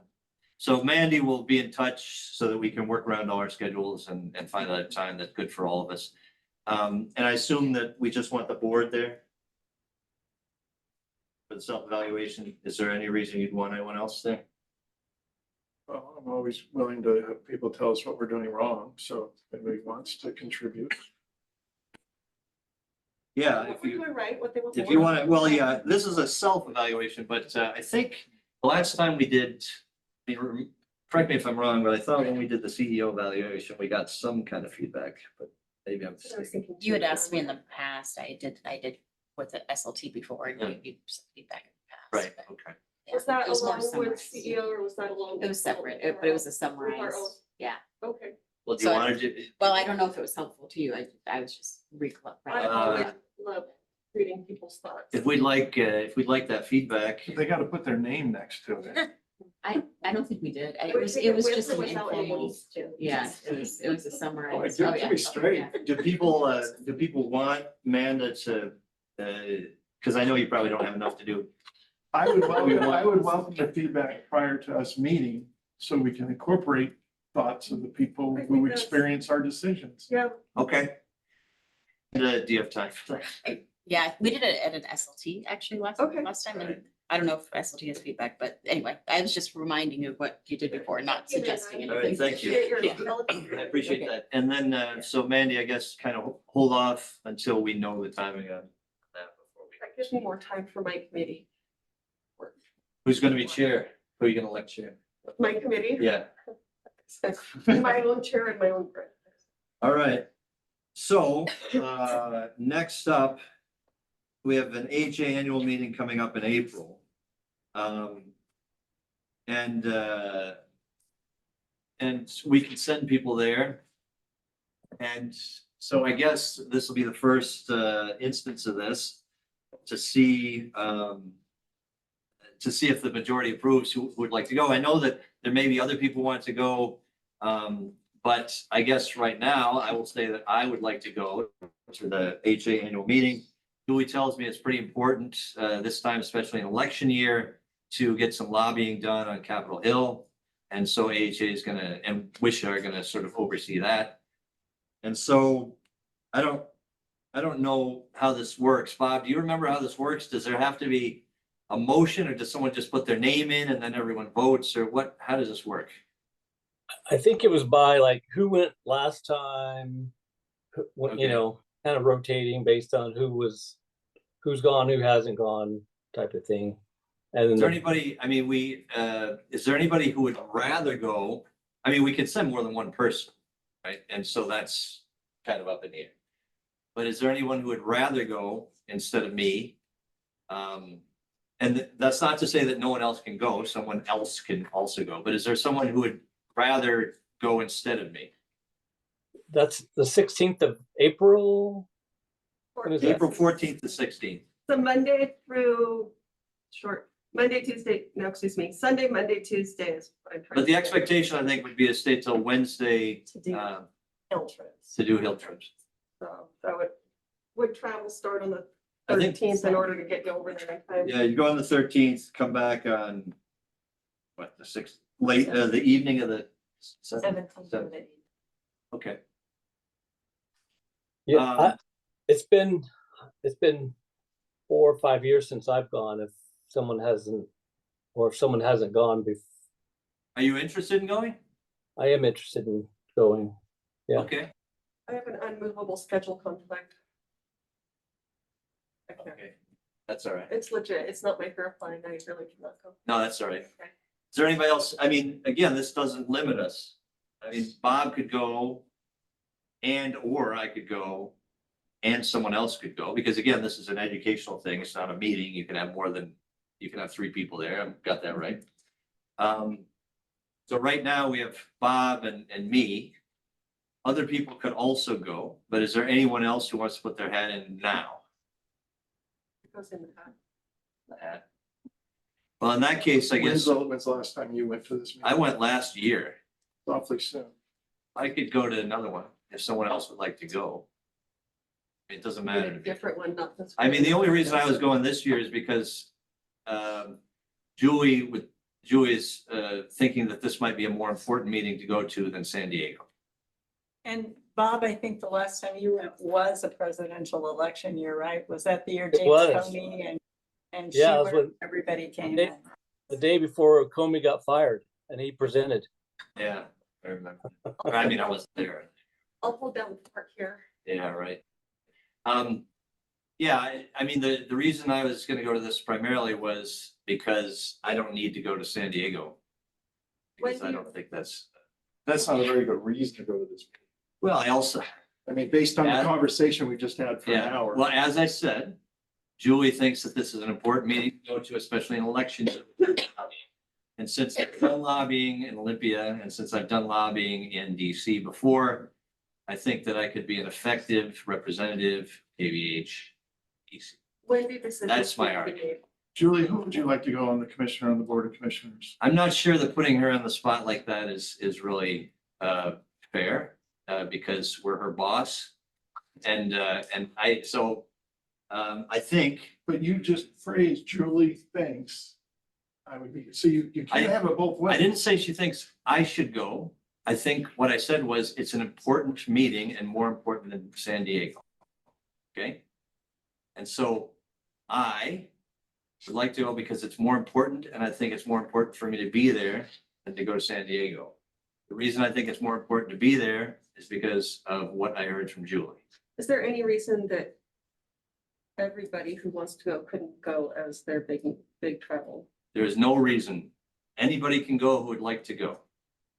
There's no reason to limit it to only 1 or only 2 or only 4. Especially being this important, be proud to be represented. That's the idea. And so that's what I'm proposing for myself. Seems like Bob is proposing for himself to go. Anybody else can go as well. How soon does Mandy need to know who's gonna go? Well, not soon now because the early bird has passed. But Hotels gonna fill it. Well, Hotels. Marquis. so anyway, I'm probably gonna decide at a later date. That's fine. So Bob, you and I have each put our names in. We want to, does it have to be a motion? Or do we just vote? It's up to you. If you want to vote on, I mean, if it's open to everyone, we don't need to vote. Well, we need to vote based on this policy. Must be approved by a majority of the board. So, we can take a vote. I'm not sure if a motion is necessary. Does anybody know? This is, but this, okay, so now I'm confused. It says individual board member, not an individual with multiple board members? No, it's just Are multiple individual? each board members? individual, yeah, each individual Right. needs to be. All right, so all those in favor of, and again, this doesn't exclude anybody. This just includes Could, Bob and me. could I make a suggestion? Yes, Before we vote? go ahead. Can we say all those in favor of any board member attending this one who wants to attend this one? That way we don't have. to Yeah, we can do that. vote Subsequently for anybody who opts in. That's a good idea. Okay, thank you. I can do that. That sounds like a good way of phrasing it, Erica. So, we can make that a motion if you're good with that. I will move that the board approves that any board member who wishes to attend the AHA annual meeting in April of this year in Washington DC may do so. Yeah, and that's, consistent, since this With doesn't, Policy. yeah, it's consistent with policy. Do I have a second to that? I'll second. All right. All those in favor, please say aye. Aye. Aye. Aye. Opposed? Okay, abstentions. Abstaining? All right, Okay. so I have 3 yes and 2 abstentions, so Bob and I will go, and then if anybody else wants to join us, have at it. All right, and just contact Mandy. And then for the record, I don't know that I will follow this policy that you created tonight. I'll be curious to see what happens. Okay, I probably won't need to take that. Here to see what happens. Because I'm gonna follow RCW. I'm following the RCW. the RCW says that we will reimburse you for educational expenses. Doesn't say that you can go anywhere you want. I mean, if I want to go get medical No, ethics no, credits. I've heard you, Matt. All right, I think you've heard me. all right, I have. Okay, I think you created a policy that's against state law. That's what I believe. That's why I need also. Doesn't mean I won't be frugal and smart. I'm just saying that I stand up for simple principles. And I Because, think this is. one of the other things is every commissioner has the same strength in a meeting.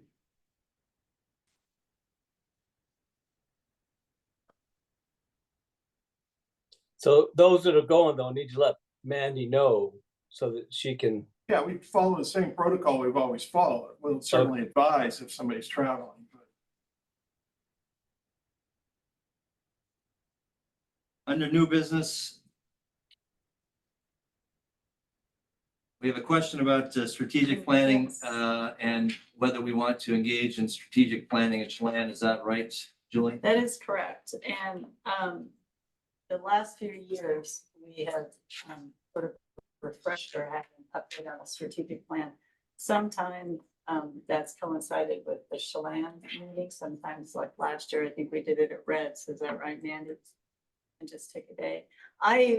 One of our copies is about our community-based programs. And as Dr. Martin pointed out, we have a new director of community-based programs, and Tricia Semick has recently completed as the first part of that copy, a gap analysis and identified partners in the community to help us flesh out the services that people in Kittitas County need and deserve. I got really excited about that gap analysis, about looking at the services and the partners. I would propose that the board take 6 hours, 7 hours, whatever it is, similar to what we did last year.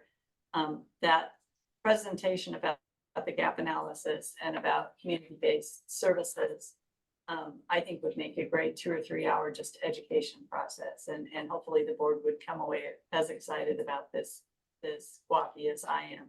We would invite Dr. Stone to join us, probably KCHN to join us, some of the key partners that we've identified as community-based services. And then spend the balance of the day hearing about the other WAPIs and getting caught up on where that process is. We will start looking for a date. Chelan's gonna be tight by this time, right, Mandy? So we'll start looking for a date and a place if that's something the board wants to pursue. Did we confirm, I remember that when we spoke of this last time, we discussed it. Chelan, I have it on my calendar, overlapping our regular June board meeting. It's strange. It's at the end of the week instead of the beginning of the week. And It's the Sunday through Wednesday of that week. Oh, it is? Okay, because I recall that I had seen other dates. So 26th. Thursday, Do we have Friday. dates on? Firm dates? Could you email us? Or look on your phone. I want to make sure to get it in there. 23rd through